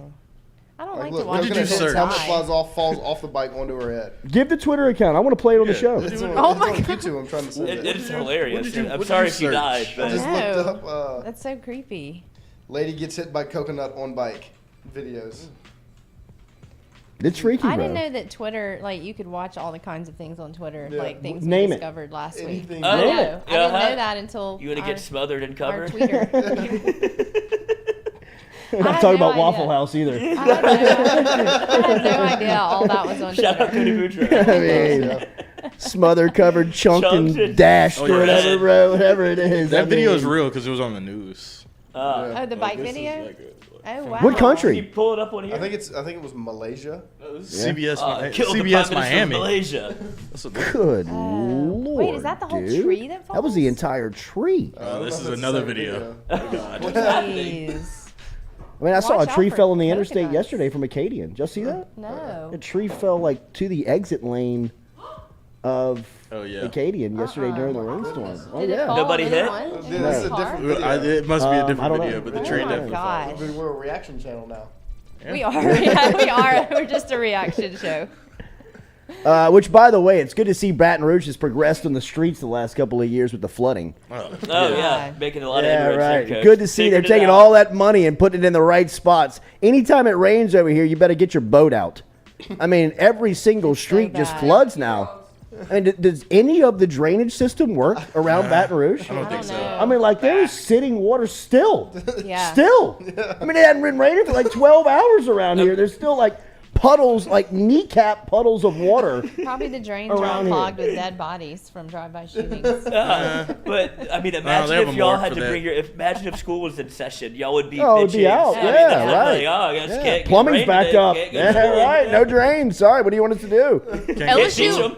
LSU cancels school whenever it gets like They that. have They to. flood. Yeah, The they campus can't. turns into Venice, Italy. Tiger Trails I wasn't mean, able like- to run yesterday. They can't. It's Italy. Dude, you I mean, got everybody. people dies. I mean, everybody bring a boat. Yeah. You know what I mean? Like, you can't move around. If you drive your car, you'll stall out. There It's is so no bad. better. If it's feeling raining, than- I'm not going to class. Exactly. Sure. Like, I'm not. Oh, no doubt. Well, I mean, they've excused it for you. Yeah. Yeah. I mean, they call off everything when They it. do. I mean, when it sprinkles around here. Like, just A slide little the bit of professor- thunder and lightning, bro. We're out for a week. Slide the They professor always email, cancel. I'm They not- always I can't cancel drive school through the whenever water. it's not mean, even you that can. bad. You can. Even Noah can't make it. He's got his own boat. Even Noah. Noah's Ark. I hit a place Well, I mean, they on the call road school off yesterday. now. Yeah, They do call it school off. They do. Yeah, they just call it I off. mean, I call school off. Yeah, right. Yeah. They don't call it If off you're like not I used gonna to call cancel it off. class, I used to call I'm it off for canceling myself. it. I would look out. Yeah, right. Rain can't go. I dare it to thunder this Yeah. morning. Fire up the NCAA boys. I'm I back. dare it to thunder. That's all I need to Yeah, hear. right. Test me. What are you If I going walk to walk in outside, the this? sky's Oh, not Coach blue, I'm Ray. not going. Yeah, no way. Walking in the rain stinks. Yeah, it 'Cause does. I don't think I'm not an umbrella person. Yeah, I don't know I've who those never had people one. are. Wet shoes, wet No. socks.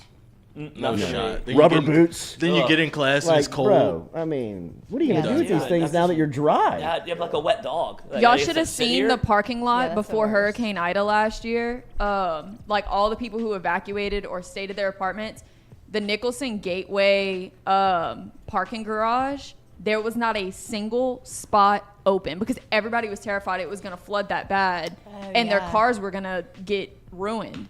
So the Nicholson Gateway parking garage was like completely full. I had to park illegally and park somewhere I wasn't supposed to park.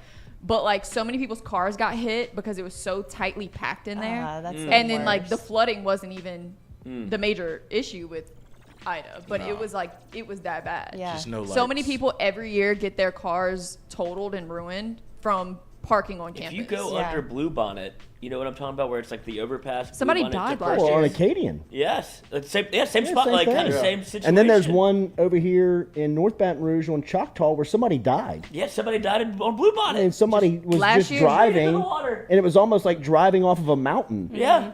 Where you just, I you hit just that spot yesterday in Bluebonnet, and I didn't know the water was like that. It like came could've out of died. nowhere, and I just screamed. Like, If water it's just raining, shot up never from both take sides of my Bluebonnet. car. I just screamed all the way through it, thinking I was about to hydralate, and then I didn't. And did I you just tell kept going. anybody? I mean, the people She next just to me told were probably everybody like, on the. Well, no, I'm just saying you just live the rest of your day after that. I did. All right, I guess did. we're good. I screamed and just held on to the steering wheel and then kept. I was like, Guess I oh, didn't okay. die, so I Didn't made make the it. light.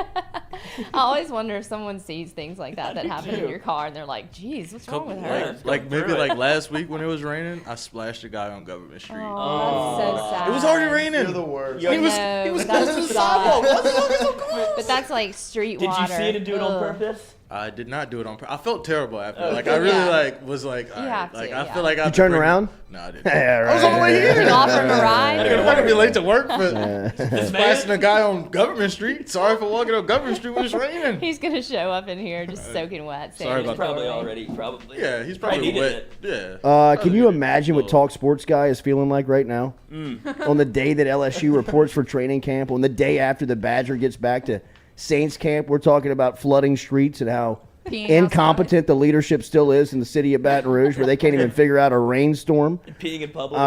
Yes. Just be the door. Yes. One Feral. click out, It's all step about being in, the step door. in tight to the door, whip it out. Especially if Everybody's it's coming raining. for me in the comments for saying fuck. Pay the fine. Pay the fine, Bree. But Shelton just dropped his LSU video Nice. on Twitter. So there's a little football something.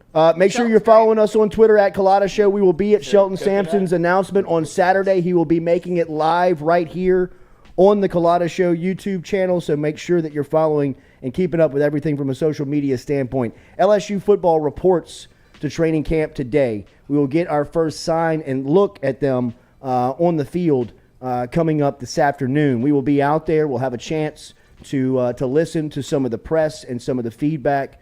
All right, let's go around the room. Who are you most excited about seeing? John Emery.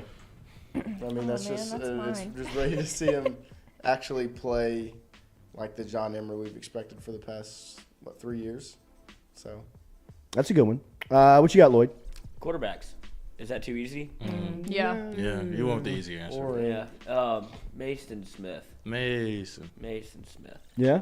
Harold Perkins for me. Katie, you got any? Oh, John Emery dog. was mine. No, John took Emery? mine. Yeah. What about you, Bree?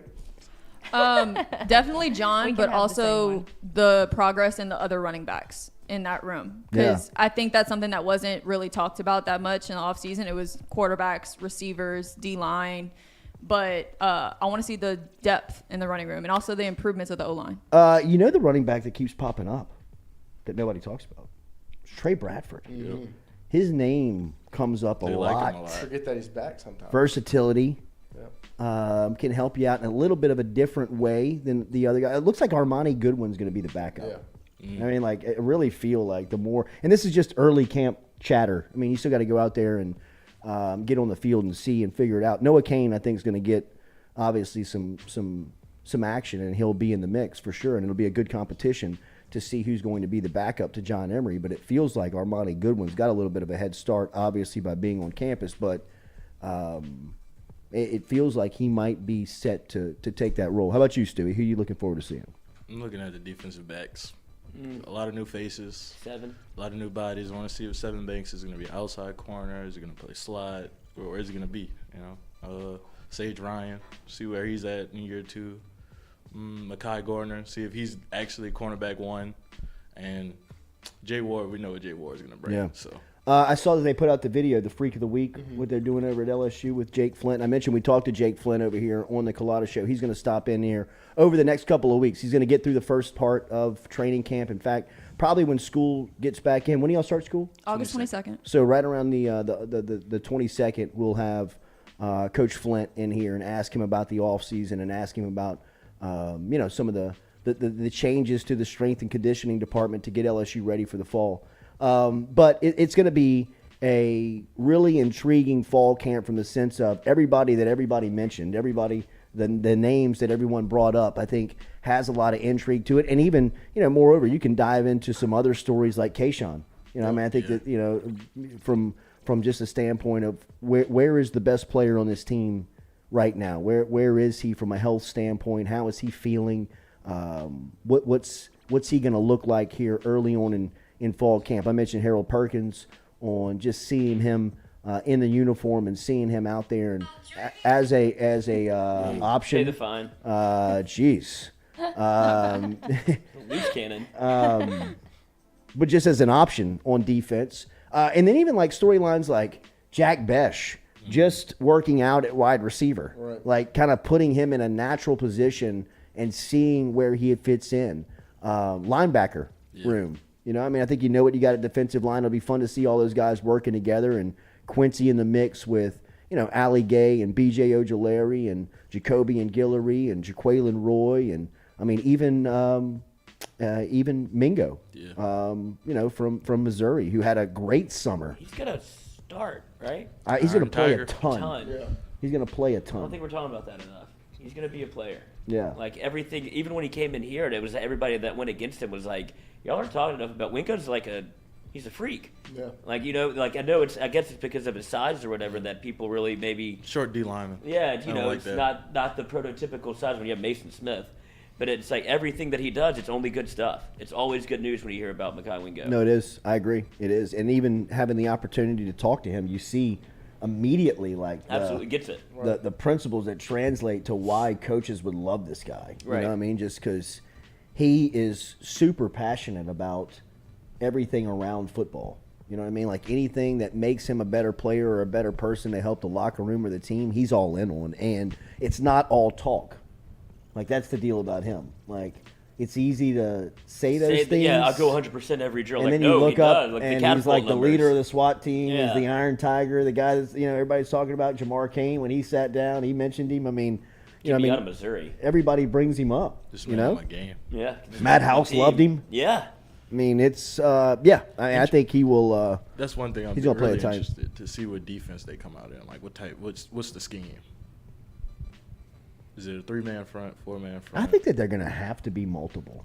Yeah. And I think that their personnel doesn't really dictate. You don't have – unless Jacoby and Guillory, which he was built for when he was recruited, he looks totally different.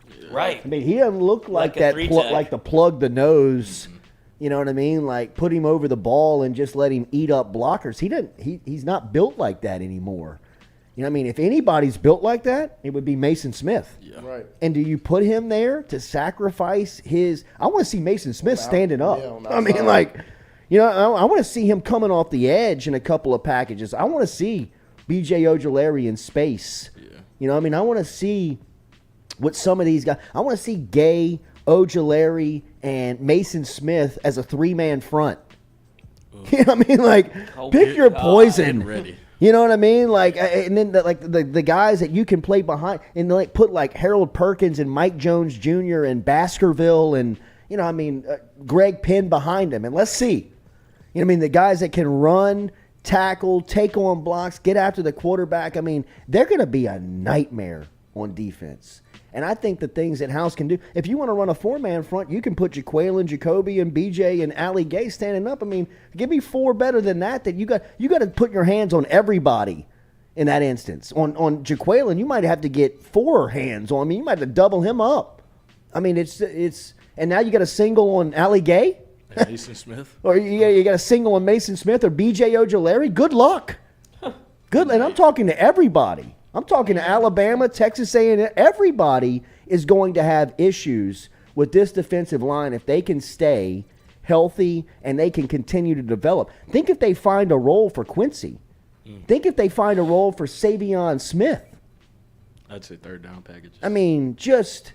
we're going Mustang coach. We're going back to they could. Third and Chavis. You could. Yeah. I mean, you could. You personnel. You could do whatever you really want to do from a and I think it's multiple standpoint. And I think now, I mean, obviously Orgeron was obsessed with the four-man front, and he wouldn't really allow them to be multiple, but you saw what happened whenever Durante Jones was able to run his defense and kind of unleash those guys against, I would say, what the Alabama game was when you saw, like, do whatever you want. Yes. Like, I'm well, it was obvious. Yeah, it was obvious. I mean, Orgeron was like flipping Saban off. Yeah, I mean, it's like he was grabbing his dick at he was people. a fan with a great seat Wait, and a headset. Was he really flicking Saban off? I mean, he was like, remember they went for it on fourth down? He was like he was looking at him and doing like dude, he was on something. He was I'm on telling 10. you, bro. He was, you know what? I'm getting $15 million and I'm out of here. I just learned, I'm gonna do it the way I've always wanted to do it.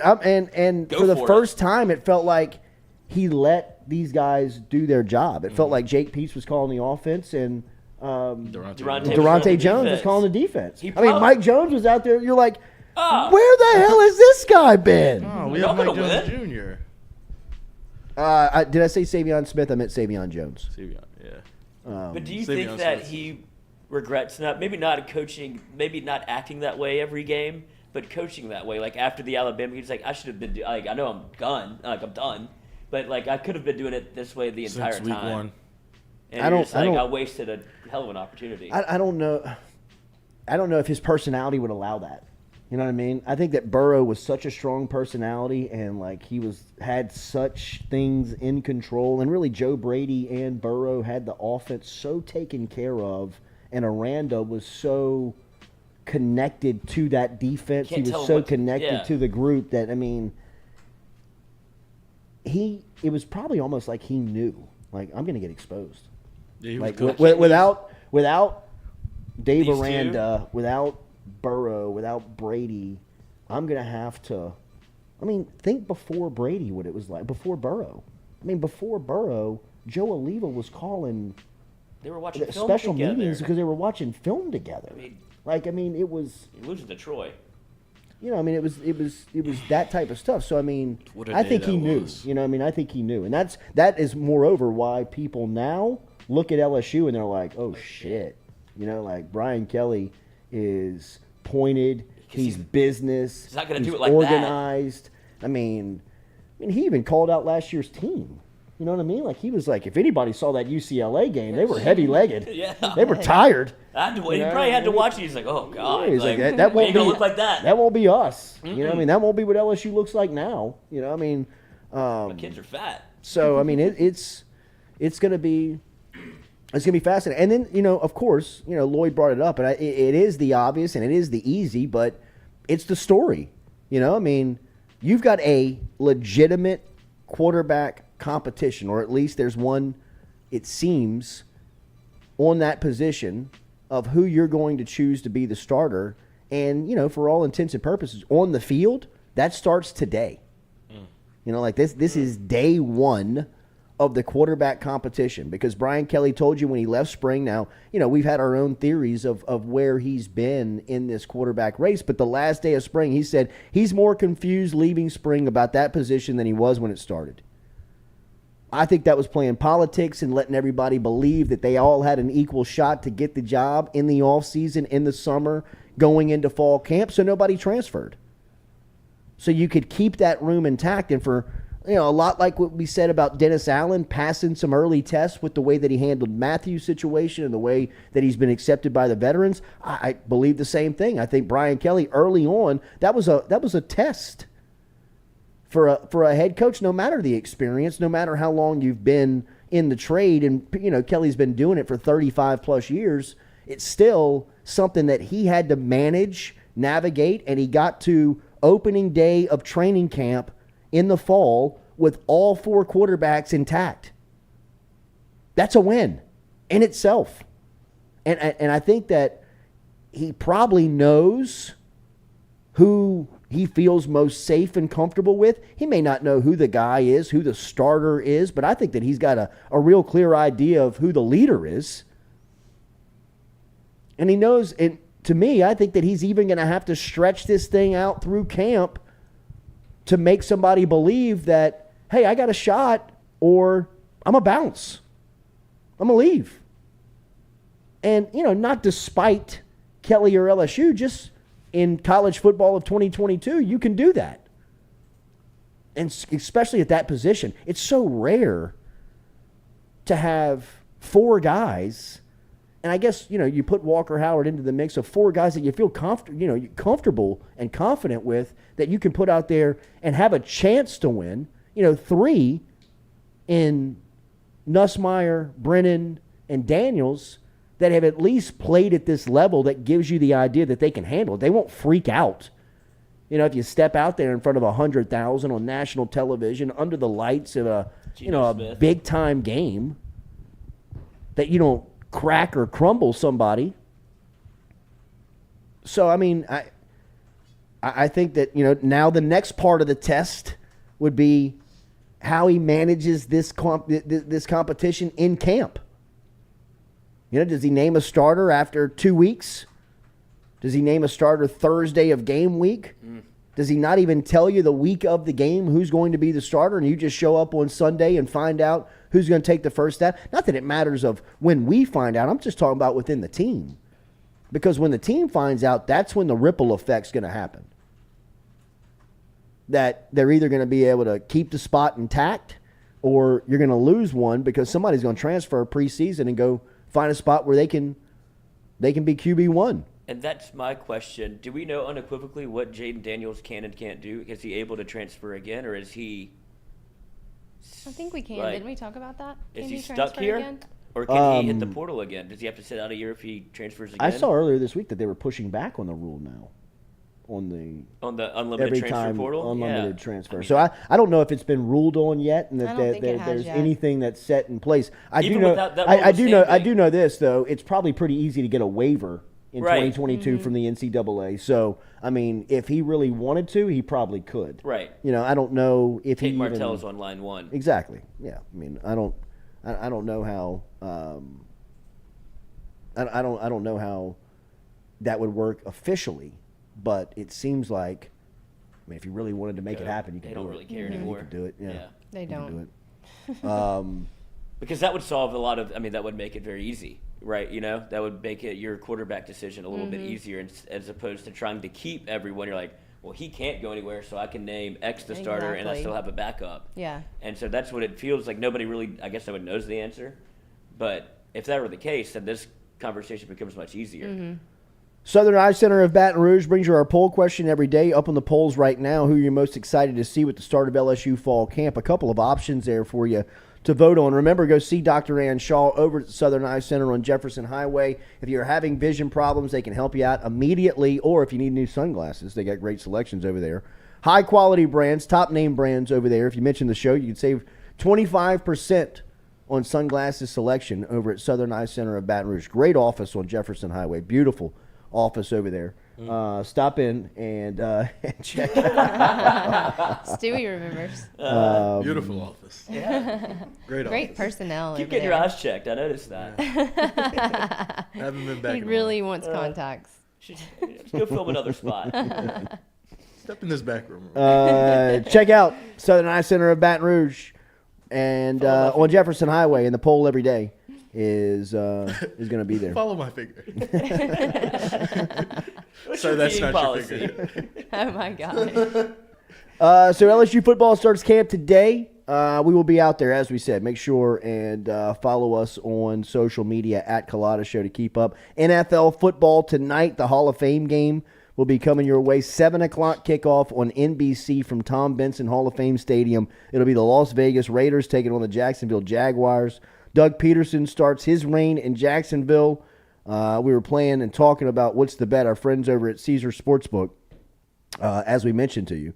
The promo code that is connected to the show is the letter F, the letter M, 15. Every single day, 365 days a year, you can go in, use that promo code. You do that, you can risk up to $1,500 risk-free. Bet up to $1,500 risk-free from our friends over at Caesar Sportsbook when you use that promo code. But we have a couple of giveaways going on right now from our friends over at Caesars that are giving you, the listener, the sports fan, an opportunity to go to Saints preseason game action on us, on Caesars, with 4 tickets to the August 26th tilt versus the Los Angeles Chargers, and giving you an opportunity to go to the Labor Day kickoff special in college football on September 4th in the Caesars Superdome with LSU and Florida State. Got a couple of promo codes there. If you want to go to the LSU game, it's JCLSU15. JCLSU15. If you want to go to the Saints game, JC Saints 15. If you want to go to both, you need 2 email addresses. And you need to be a first-time user. So if you've already signed up for Caesars, you're going to need a new email address to sign up for the new promo, the LSU giveaway, the Saints giveaway, all from our friends over at Caesars. But the bet tonight, I'm taking the Jacksonville Jaguars plus the 2.5. Catching 2.5. I might go money line. Really? Why not? Welcome back, Lizzie. I know. It feels so good. Feels like a lot of your paycheck is going to end up in this fine bucket. I might be robbing the fine bucket. Yeah, right. Yeah, right. But we'll see. I got Jacksonville plus the 2.5. I think Peterson and Lawrence trying to make a little statement here on opening night of this. It's a statement game. Absolutely. For Jacksonville. I mean, where's Urban Meyer? Who knows? He's probably at his bar. Back at Fox? Knuckles. No, I think Fox hired him. Did they really? I think Fox College Football brought him back. Wow. Yeah. But I mean, breaking it down again. But don't you feel like I know it's not important, but in the grand scheme of things, probably to Doug Peterson, this does matter to him. Like, we got to show that the culture has changed at Jacksonville because last year was an utter disaster. Like, it couldn't have been worse. And now it couldn't have been worse. And now it couldn't have been worse. And now you're able to be like, look, and Doug Peterson got fired. Like, look, I'm showing you that I can still do this. We have a young quarterback, whatever. The franchise is in good hands. Because I feel like Doug Peterson kind of got done dirty by the Eagles. I don't think he deserved to be fired. He just won a Super Bowl like 3 years before that. Yeah. That's the problem. Louisiana guy. Won the Super Bowl and then didn't do anything. Calvary Baptist. Crazy rise. Crazy. He was a high school coach in Louisiana a decade ago. Beat Tom Brady in the Super Bowl with Big Dick Nick. I mean, like, it's just it got canned. Wild. Yeah? Yeah. I mean, who's the coach up at Philly now? Who's the big Italian? Siciliano. Yeah. I mean, they fired Peterson for that guy. Yeah, and he's put numbers on his hat, and he's a character. He's an What do you interesting mean? bird. Why numbers on his hat? I don't know. He for players that are injured, he keeps them on his hat to we're still thinking about you. Well, I that's guess cool, I don't know though. why he does it. That's a Nick Sirianni. Nick Sirianni. Why is that weird? I think that's nice. That's nobody does that. Don't make that tackle and see what happens. I know See if I don't break your fucking legs, huh? Hey. Miss that open field tackle again and see what happens. You're not eating tonight. Yeah, right. Who's Oakland's coach? Fucking Jalen Hurts. It's McDaniel. Josh McDaniel. Great hire. Great hire. Kind of under the radar great hire. People have tried to steal McDaniels away from Belichick forever. He took the Colts job and then backed out of it. And went back to New England. Like they were calling the press conference. You want to go? Did he have the press conference? No, I don't know if he had. Did McDonald? Did he? I think it was announced that he would have. Because I guess he once you didn't have show the up. press conference, you're in. Who was it? Petrino that also did that for Arkansas. Petrino did what?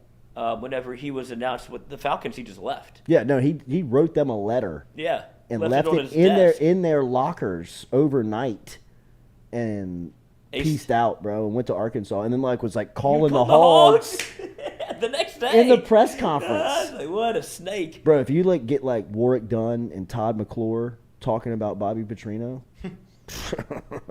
I mean, after they were on those teams. Yeah, McClure and Dunn were on those teams. that's some like little league stuff. You know what I mean? Like you're playing for the Atlanta Falcons. You're coaching them. You leave practice on Tuesday and you wake up on Wednesday and your head coach has left to take another job and left you a note in your locker to tell you about it. Ooh, pig suey. Yeah, I'm calling the Hogs, boys. But it all came full circle for Petrino because that same room that he was calling the Hogs in, he was having a press conference 5 years later with a fake neck brace on and a Sugar Bowl hat with his face skidded up from some dude kicking his ass. Just trying to remind you, in the middle of the street. That was weird. I won the Sugar Bowl though. Yeah, he just wanted just to remind you.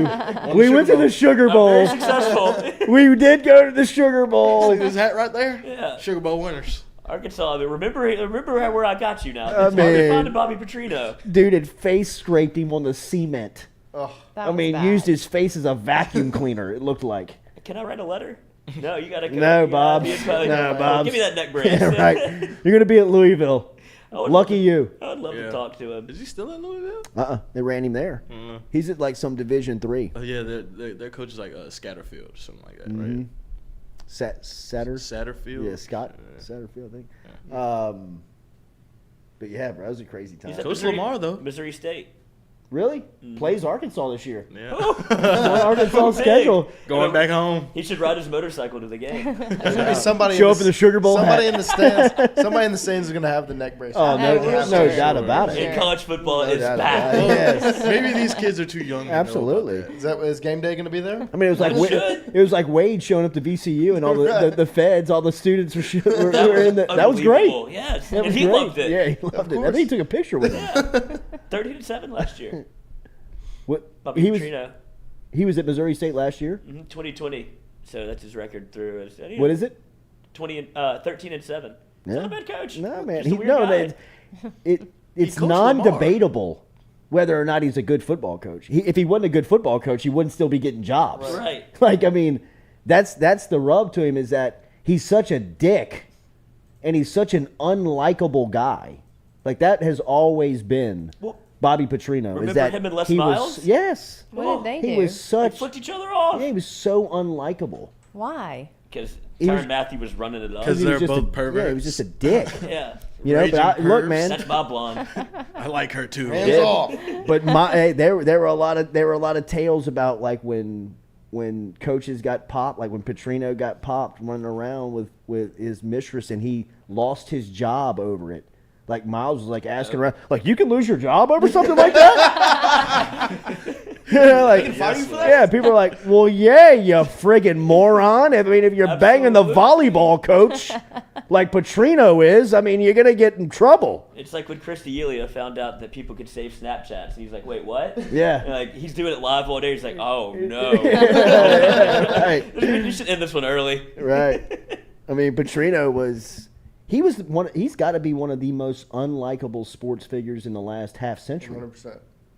I mean, I'm trying to think of people that have been more unliked nationally, like You can come up with locally, some, Lloyd. like Les Miles would be to me, you know, like a local guy that you just can't stand. But I mean, nationally, nobody, you know, I get that, you know, Miles pulled the wool over people, a lot of people's eyes for a long time, and some people still are like, yeah, I like the guy.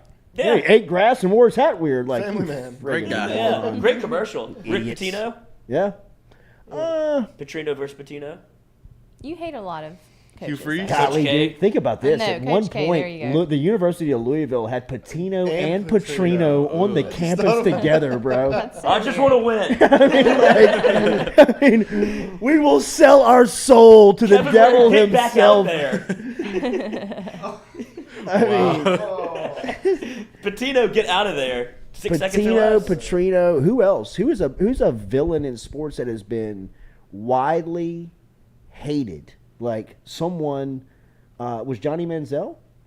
Tim Tebow. He kind of had the love. Manziel had the I think, love. yeah, And then he did people the money. liked the... Was there universal love for Manziel? I think they were just enamored by him. Like, it was just such an interesting, like, It's in how is he shock. doing this? I think And he's hammered. I think Tebow is the most polarizing. Yeah. Yeah. Because for Yeah. as many people as Oh, that Michael can't Vick. stand him, Yeah. People love him. there's a I know. section. There's a There Tebow are people- cult. there I'm are telling you, fans. I was appalled at the reaction of grown women and men of Tim Tebow in Atlanta. What do you I mean, could that, not. liked him? It That was wanted- Michael Jackson type stuff, like that. That's Like so people were weird to like me. almost like on the like the verge of like tears. Yeah. And like grown Beatles. men like running through the lobby, like telling, "I just saw Tim Tebow walking through the lobby here of the Omni."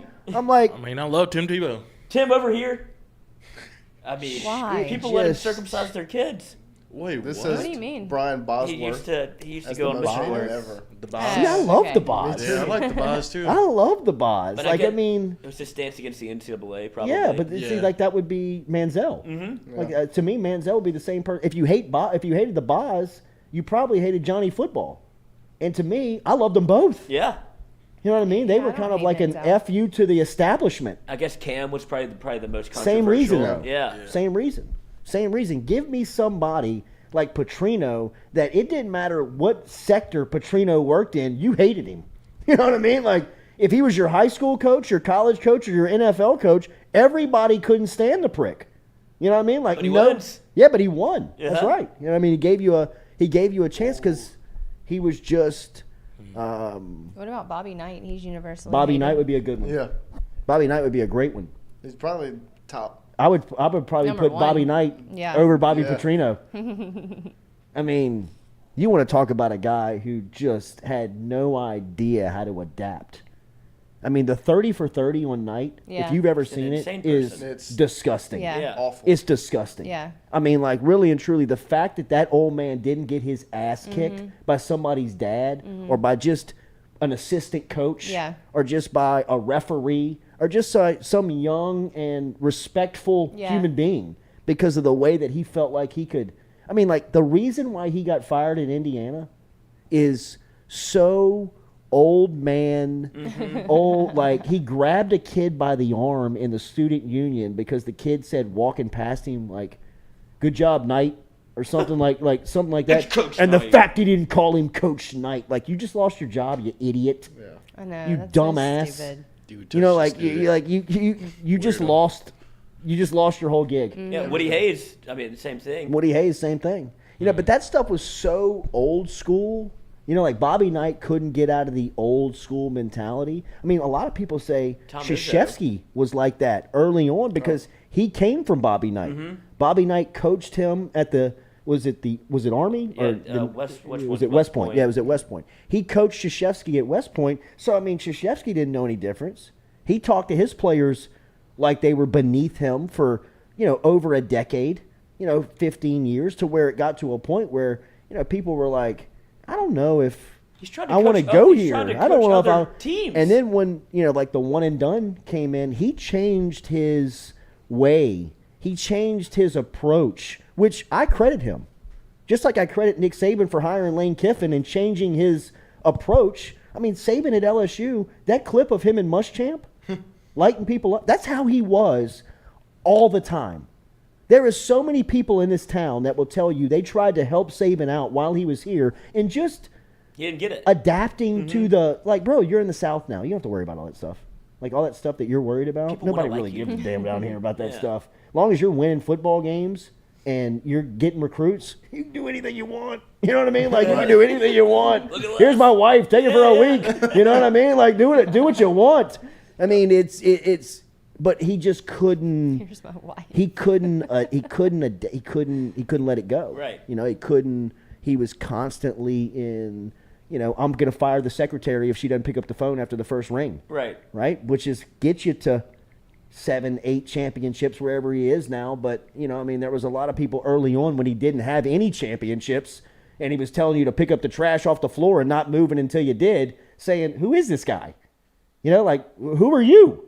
Right. I think Saban had that to him for a long time where you love to hate him.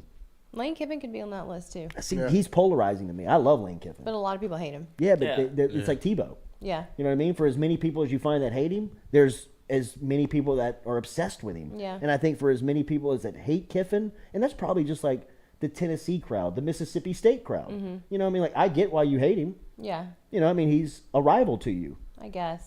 He's just a dick. Did you honestly. hate him like that before he was Ole Miss's head coach? I never liked him. Yeah, but did you hated hate him in with as Alabama. much passion? Yes, I hated Lane Okay, Kiffin all right. since I ever watched Lane guy. Kiffin coach. Maybe. Hated him. I feel like he's a great coach, and like I feel like he'd his be players awesome to love play him. for. Yeah, Awesome. Like, I guarantee his players love him. Like, Yeah. Awesome. And Yeah, I'd they love to probably see do. him back at USC, back at a brand like that. He didn't know what he just did. He was 30 years old It's me. as the Oakland Raiders head coach. I You know mean, what I mean? we play on every Sunday. He was Skulls. 34 as Tennessee's head coach. He was 35 as USC's head coach. I'm not saying that, look, man, I'm blaming the whole thing on that, but it just... too much too soon, Yeah, too bro, fast. that's a lot, life in the fast lane. Absolutely. I mean, that's Yeah, a for lot of sure. speed Early. early. You know what I mean? Like, that just kinda slow work it every down a little day. bit, man. Yeah, slow it Yeah. down. Like, I mean, so the stories that Ogeron would tell us about Tennessee days Lane Kiffin are legitimately unbelievable. Like, unbelievable. Right. You know, like, just like, Wait, what? oh my God. You know, it's like, I'm a crazy, I mean, my crazy, crazy. Can't believe you made it to the game. Yeah, just like, I mean, like, even Ogeron was like, I mean, I've seen some shit. I've done some. And that 1 year in Knoxville with Lane Kiffin was just, I mean, just sex, drugs, and rock and roll, baby. Yeah. I mean, do it. just sex, drugs, and rock and roll. I mean, it was. Derek Dooley got his. That is the single reason bands. why Lane Kiffin is divorced. Yes. That year in Knoxville. That year in Knoxville is the reason why ultimately, just, you know what I Too mean? Like, much. he's a single dude now. Yeah. You know what I mean? Like, it just. Who am I lying to? The you story, know? the stories are just, and it's not even about like that type of stuff. Just the stuff they were doing. The Yeah, stuff yeah. like, I mean, like a young Frank Wilson was on that staff. I mean, an Ed Ogeron trying to make it back into college football. Monty Kiffin going to college football for the first time. They had just won the Super Bowl. You know, I mean, Monty Kiffin at that point was recognized as one of the best defensive minds in the world. created a whole scheme. He invented a whole Defense, scheme. Yeah. I mean, it was, and he's now coaching Tennessee. You know, I mean, it was like, you know, the guy Inky Johnson, who's all over social media. He was the graduate assistant on that staff. I mean, it was a room full of alphas. It was a room full of, you know, a bunch of guys in there trying to prove their worth, including a young Lane Kiffin that was tasked with getting Tennessee back. You know, like he took that on, like, we got to do this. And if you remember that Tennessee team that year, like their wins and losses are not good, but Mount Cody had to burst through the line of Yeah. scrimmage and block a game-winning field goal by Tennessee in Tuscaloosa to get out of there. That's where Cody's like Took throwing his helmet off. off. There should have been a penalty there. Yeah, I mean, everybody like, said. everybody like rushes the field. I mean, that team won the national championship. So I mean, it was. And then Nick Saban's like, I need to hire him. Yes, he was. Yeah. He well, no, he went to USC. And But you I'm know, I sure mean, it was always in the back of his absolutely. mind, like, oh, this guy's a coach. Like, Absolutely. I need to get him on staff. absolutely, man. Speaking of Monty Kiffin, Warren Sapp's impersonation of him is Can't be better than Frank Wilson's. Frank's was unbelievable. I mean, Frank Wilson's was the best. I've not seen Saps though, and I can imagine that Saps is great because he was with him every day for 12 years. But when Frank Wilson just on the fly went into the Monty Kiffin, I didn't know he had that in him. I had no idea, and it was such a I natural, commit. like in and out. Like I mean, Coach, just I'm ready to commit. yeah, right. Let me shake your hand. That's a tough one too. Yeah, that's a that, tough- soft And voice. to do it on air. I mean, you got to have your voice cracking in and out. You got to get there quick. I mean, the way that Wilson was able to kind of transform into character, I thought that was pretty impressive, man. Make sure to hit that like button, share button, comment button. We appreciate you being here. Dead Soxy. Don't forget our friends over at deadsoxy.com.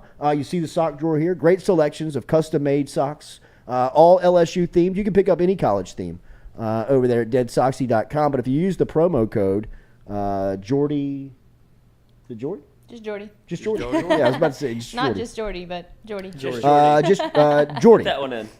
You can save yourself up to 35% right now over at Dead Soxy. DeadSoxy.com is where you find them online. DeadSoxy.com for the latest from our friends over at Dead Soxy. And as always, we appreciate them for sponsoring the show. Get those padded Our athletic boys socks in. Evan Francione and Jack Mashburn loving their Dead Soxy giveaway. So they're going to wear them down Victory Hill every game with the suits this I love year. that. So Which shout out ones to did our they friends get? Did they get the Burrow at ones? Dead Soxy. Mashburn went with the Fleur de Lis. Okay. And then Francione went with just like a little pinstripe look. Okay. No go call. Tigers. No Buys Joe on. Burrow. All right. You know, you can't wear another man's body It's on your. Joe Burrow. Yeah, Yes, Katie, you can. Katie. Yeah, but they played. They shared a locker room with him. They shared a locker room with him. Their teammates. Seen all of What? Joe Is that Burrow. really that big a deal? Yeah. Yes. Yeah. It'd be weird. Yes, Okay. it is. Y'all are weird. Like I don't even have a Joe Burrow jersey.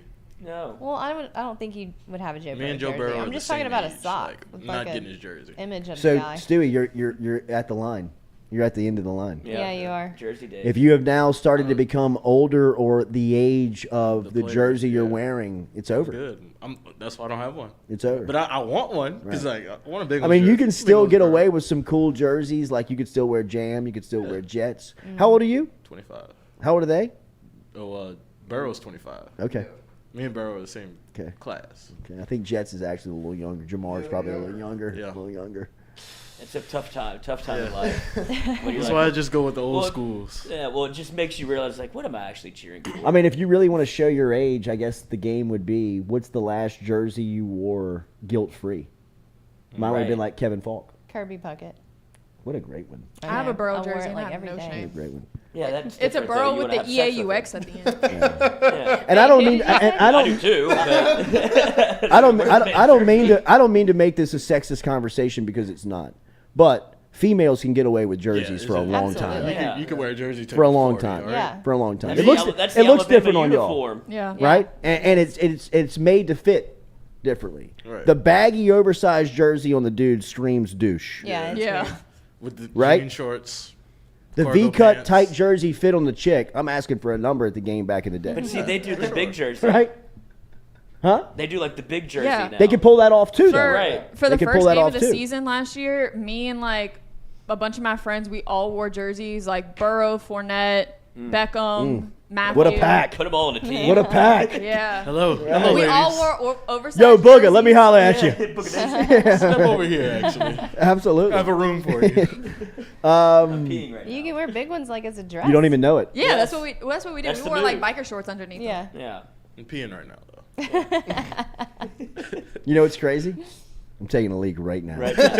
I'm actually peeing right now. Oh my god. Don't look down. Peeing on campus is Don't look risky, back here. Risky business. Risky. Because you can Yeah. ruin your day. Risky. Can't go to the game. Risky. What, Risky. peeing on yourself? No, like peeing against on the wherever yourself. you're peeing But on. If you don't very go to gratifying if you can Oh, get get away with away it. with it? Just, Well, 'cause you gotta do it. Absolutely. I mean, if it feels like you're juggling water trying to get this stuff out of you, you know what I mean? Where you I can gotta just go. feel it bouncing around and it's making noise. You And know then what I mean? all, Like, I gotta take a leak. all you see is porta potties, the lines 10 deep. You're like, Ain't happening. I'll go to jail for Yeah, this. right. Circle up, boys. Yeah. Everybody turn around, butt to butt. Here we I go. peed by the tower. Not butt to Butt butt. to butt. On the, Hip to hip. Hip to hip. Hip to hip. Hip to hip. Circle up. That's Circle what I up. usually do. That's all do it. Nuts to butts. Nuts to butts. Nuts to butts. You gotta find your little corner. Just corner yourself somewhere. But I usually go by the tower. See- The tower's the spot, man. I'm telling y'all. Blake Schilling. I'm sorry. I'm just never gonna stop wearing jerseys. Wait, Damn, don't I have to Blake. wear Blake, send us a jerseys? picture of Blake, how old are you? How many jerseys? How old are That you? was And bad, what is right? your what's your If you're 1C full- jersey? Full regalia.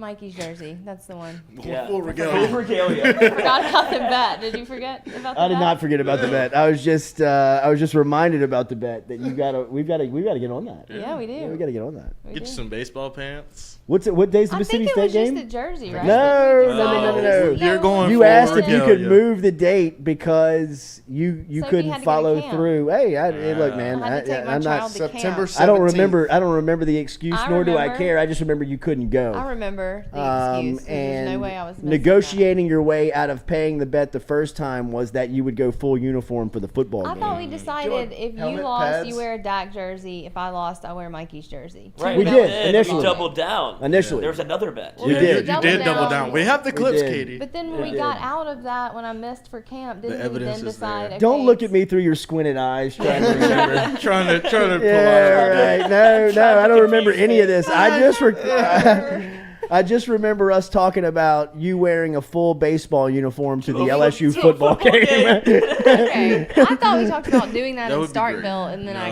couldn't People are do gonna that. look at you. Yeah. No, you the- got to do the it to an other LSU side. game. God, I mean, the jersey's one thing, but the full pants. regalia. Wearing baseball Please. regalia to a football Look game at this is jock sniffer for unbelievable. Matuk. All right, well, it's on you to get my outfit. He I'm graduated a decade ago, loser. I know, right? Exactly. Get a Dylan Cruz jersey, you nerd.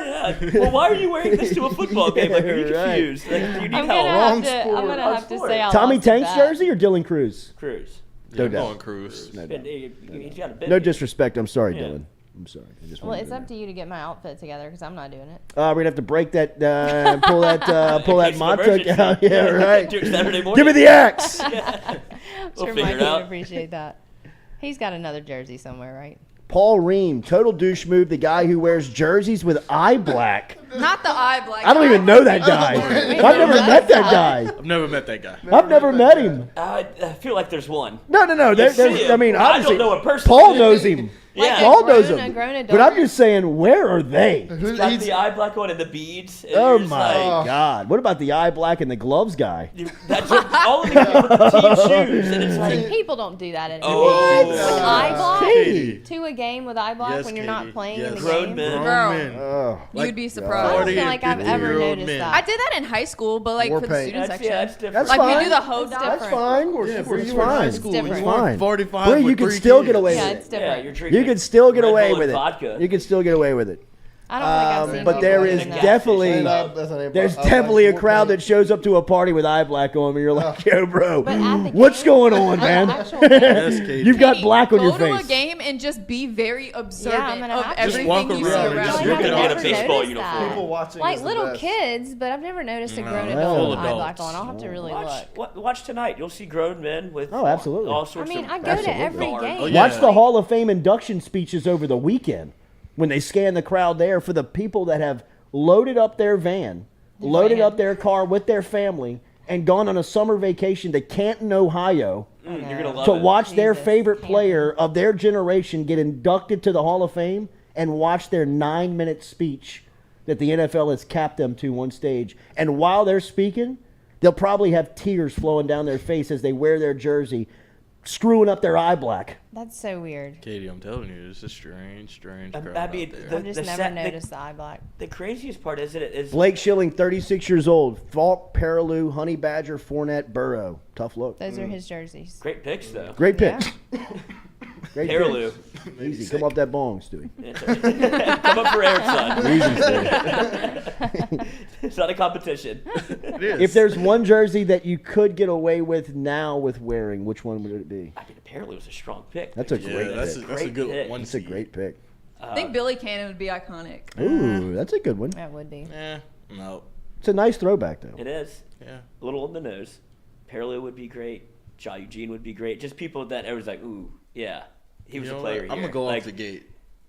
Corey Webster. Ah, good one. Michael Clayton's a great one. Great one. Michael I Vick. kind of think Josh the Reed. sneaky. I think the sneaky like Travis Daniels Miami jersey is a great throwback. Yeah, I mean, cause that's telling me something. Right. Like you know what you're. I would laugh Looking so at- hard though if I saw you like rolling up in that jersey. You should. Yeah, please do. I'd get a Rohan jersey. And please pull me aside and tell me. Oh, I would. what I'd go in Rohan. the- I would be like, "Are you okay? Are you doing? What's happened?" Marcel Brooks. Bring him back. The real number 9. Yeah. 2019 Show up with the 9 Brooks jersey, bro. It's got the national championship badge. Turn around and say You want to Brooks. really stand out? Get that retro Marcel Brooks jersey perfect from 19. That is the fit, dude. People might not even notice. They just No, like 9 Burrow. no idea. Like, it's like, no, Brooks, baby. Well, they would probably think that's your last name. Yeah. Yeah. Oh, Be like, terrible look. must be Noah Brooks. Yeah. No, it's actually Marcel's throwback, you jerk off. You don't remember the Florida game? Yeah, right. He sacked to a second below. You dance. Do you wait? Nobody does that, right? Nobody's customizing jerseys and putting their own. Oh, I bet they Absolutely. are. Oh, yes. What do you You mean? The know NFL they fan are. is for NFL sure. fan. Yes, The you sneaky know they best are. jersey, Ron Mexico jersey. Best. Yes, Absolutely. Great call. Ron It Mexico. was. It was That was Michael Michael Vick's- Vick's alias at his sex doctor, his STD doctor. Really? Oh. Ron Mexico? Ron Mexico. At his STD doctor. His STD doctor. It came out that he was like spreading. Yeah, he was like spreading herpes throughout Atlanta. Had a little herp. Yeah, I mean, where did he gotta come get up that with cleaned up. No, I don't know, but it was just one of the more and that bizarre was things and I like read. somehow and like it might have been like court documents. Somebody sued him. That's what happened. Well, somebody sued him, hooked up with him, sued him because they got it. They were infected, and they like the court documents were unsealed, and said that he used to go get tested at the spot, and he would go under the alias Ron Mexico. So, thought Atlanta Falcon Mexico jerseys started popping up in the stands. I'm looking at it on Urban Dictionary. People were getting them personalized. And then they made him stop. Yeah, they would stop selling. They're like, look, we know we're not paying. Like, the king's up. We got to pull the plug on this, man. This is not going to work. Yeah, you could put 69 on the back of your jersey, whatever you want. Right. But Ron Mexico is a bridge too far. There's a Ron Mexico experience in the Urban Dictionary, and that's finding out that your partner just gave you the herb. I got the Ron Mexico experience somebody last has a night. Ron Mexico Virginia Tech jersey. Wow. That's what the a one throwback. Amazing. If you know, you know. One guy just got herpes on the back with the 7. But you talked. That might have been the last jersey I had. I had Michael You had the Ron Mexico? No. Oh, Vic. wow. I had a Vic Yeah, jersey Michael when I was like Vick. 7 or 8. Frame that up. Yeah, You know I what wish. throwback jersey I really want? Which one? O.J. Simpson. Oh, yeah. USC or Buffalo? Buffalo. 32. Wait, That you is want a an sneaky, O.J. a sneaky, You didn't do it. He did The that glove shit. didn't fit, Bree. The Y'all glove are didn't bullshit. fit. a sneaky did good that OJ shit. throwback is the San Francisco 49er one. oh. Hold up. That's where he ended his career. Oh, He yeah. did that shit. I'm standing do behind that. Thank you, Like Bree. the Carmelo Lakers jersey. He did that. I al- met him. No, he didn't. He's What also does that Khloe even- Kardashian's Lloyd met father, him in and I'll stand Vegas. behind I that one too. Took a picture with my golf That's club on. so great. That was Taking the great. bait, you can live photo it, and Lloyd goes. Let's Wait, get OJ what? on the I show. was wearing my golf glove. We met him on the first tee box. He was about to tee off. We're all taking a picture. And I just flashed the glove. Right next You gotta- to you him. gotta You show me should have this put it on picture. your palm. Yeah. You should have had it halfway on. I mean, It I thought doesn't fit. Yeah. I didn't do it. Do it. Dwayne Dumars, Cecil Collins. Ooh. Yeah. Cecil committed his crime in his jersey. Give you an idea. What? Give you an idea. That's how you know. Did he do that in the NFL? Legitimate Cecil Collins, Brook Hollow, right next to your place. Ah. That's where he was. Big sock guy. What did he do again? He was this is crazy, man, because I was actually dating the girl's sister. What? I was dating the girl's sister, and he lived next door, or he lived in the complex, and like 3 weeks earlier, she was like, "This guy's kind of creeping me out." Oh shit. Were they dating? Just got no. They just lived in the same complex, and she was like, "This guy's kind of creeping me out." Like, how long Yeah, ago but was you this? see him play This against. is- Did you see him this play is- against Mississippi this is State? 90. Cecil was 96. So I mean, I'm in like sophomore in high Yeah. school. You know what I mean? Like, and I'm dating the younger sister, and she's the older sister. She's in college, and the guy and their dad owned a big contracting firm here in town, and he was a big LSU booster, and he was like. And he went over to the apartment one day, and he came back, and he was sitting at the dinner table talking about it, and he was like, "I think the guy's a football player." He was like, "I think," because she was like, "Dad, come over." Yeah. You know what I mean? This guy's like he's keep walking around my apartment. He's Just kind of close to my door. He's creeping me out. He's creeping me out. And he went over there, and he was like, "I think the guy's a football player. I don't know. I think the guy's a football player." And me and the younger sister went over there, and I was like, It's the Diesel. "Fucking Cecil Collins, bro. that ain't a football player. That's the best player on the team." That's the dude. And she was like, "Okay," so like I kind of was like, "What's up, bro?" You know what I mean? I was Hell like, yeah. "What up, Cecil?" You know, and he kind of like got spooked. You know what I mean? It's like they know somebody knows me. Oh, that's You're weird. playing too Somebody good. knows me. You know what I mean? It was almost kind of like, "What's up, bro?" Like kind of like kept walking, and then one night she walked into her apartment. She was getting groceries, so she like went to the apartment, went to the door, and like left it open. Came back in, and she turned around, and he was standing right there in his living room, in her living room, with his junk out, and she freaked out, and he ran, but like he was like standing in the middle of her room, and he was exposed, and I'm not laughing about this, but he had his game purple and gold 34 What? C. Collins Why? jersey on when he turns to run around. That's how she was like, he had a LSU football jersey on, hell? and it was number 34 that said Collins on the back. And she was like, I could see the policeman's face was like, oh shit. Yeah. You have to do. You got to spend Oh, for shit. a quarter. Maybe he was just peeing in public. He got charged He was with just there to pee. indecent exposure, like breaking and entering. Yeah. I mean, like it was the list was Lengthy. That's yes, Still and got the drafted. girl and the girl's dad. I'm telling you, the girl's dad at the time was one of the biggest boosters at LSU. Like had every sport had great tickets. You know what I mean? Like I mean, just a huge support. And to this day, I believe has never gave a dime. Like to this since that day, has never gave a nickel to LSU. And I wouldn't either. he walked up in there and said, "If you don't throw him off this team, I'm telling you, you got some issues. You So got did some they? issues because I know where the bodies are buried, and we'll write the book." So then what happened? What'd they They do? threw his ass team. off the team. He never played it down again at LSU. Went to McNeese. And Went he to got drafted McNeese. in the 5th round by the Dolphins because he was too good. Went to the He went to NFL, the prison after Dolphins, that. and did the same What did he go to thing in prison for? Miami. He He did the same thing. He did the same I'm thing. reading the article. Jimmy peed Johnson, publicly. Jimmy Johnson, who is maybe for that generation the best evaluator of talent during that time period. He put together those Miami teams. Well, he's kind of a hated all those coach guys. too, right? He might be. I on just that got a list. big brash personality. You know what I mean? I mean, he was the Dallas Cowboys coach. Yeah, That's You know what I mean? insane. Easy to hate Yeah. the Dallas Cowboys coach when they're winning. Yeah. You know what I mean? Especially when they're in the middle of the room saying, "How about them Cowboys?" And Miami You know too. what I mean? Like, Miami was in your and face. so, and then they brought him to Miami to kind of like help Dan Marino at the end of his career. Uh-huh. And he drafted Cecil Collins in the 5th round after Cecil hadn't played a down of football in a year and a half, 2 years. And he was the starting running back for the Miami Dolphins for almost a year, and broke into his neighbor's house and did the same thing. And the husband In the Dolphins jersey. wouldn't let him leave.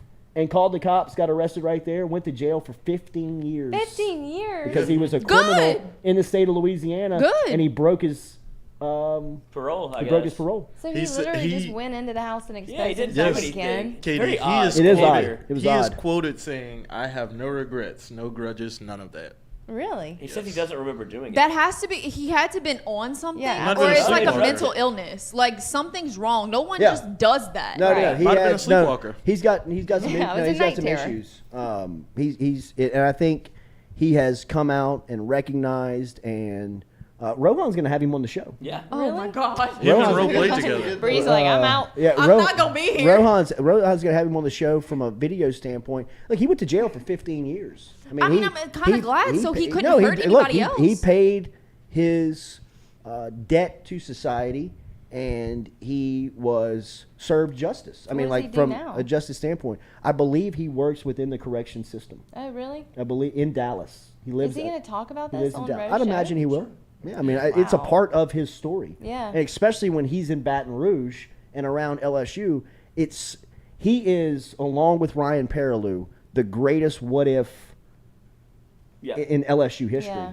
He's there's a couple from my generation that will all to me be one seeds. The Stanley Roberts, Chris Jackson, Shaquille O'Neal basketball teams is the greatest what if if they would have played another year together. What if? What could have been? Now, look, people, they had Dale Brown as coach. They would. I don't know. But just put that collection of talent together for one more year to see what happens.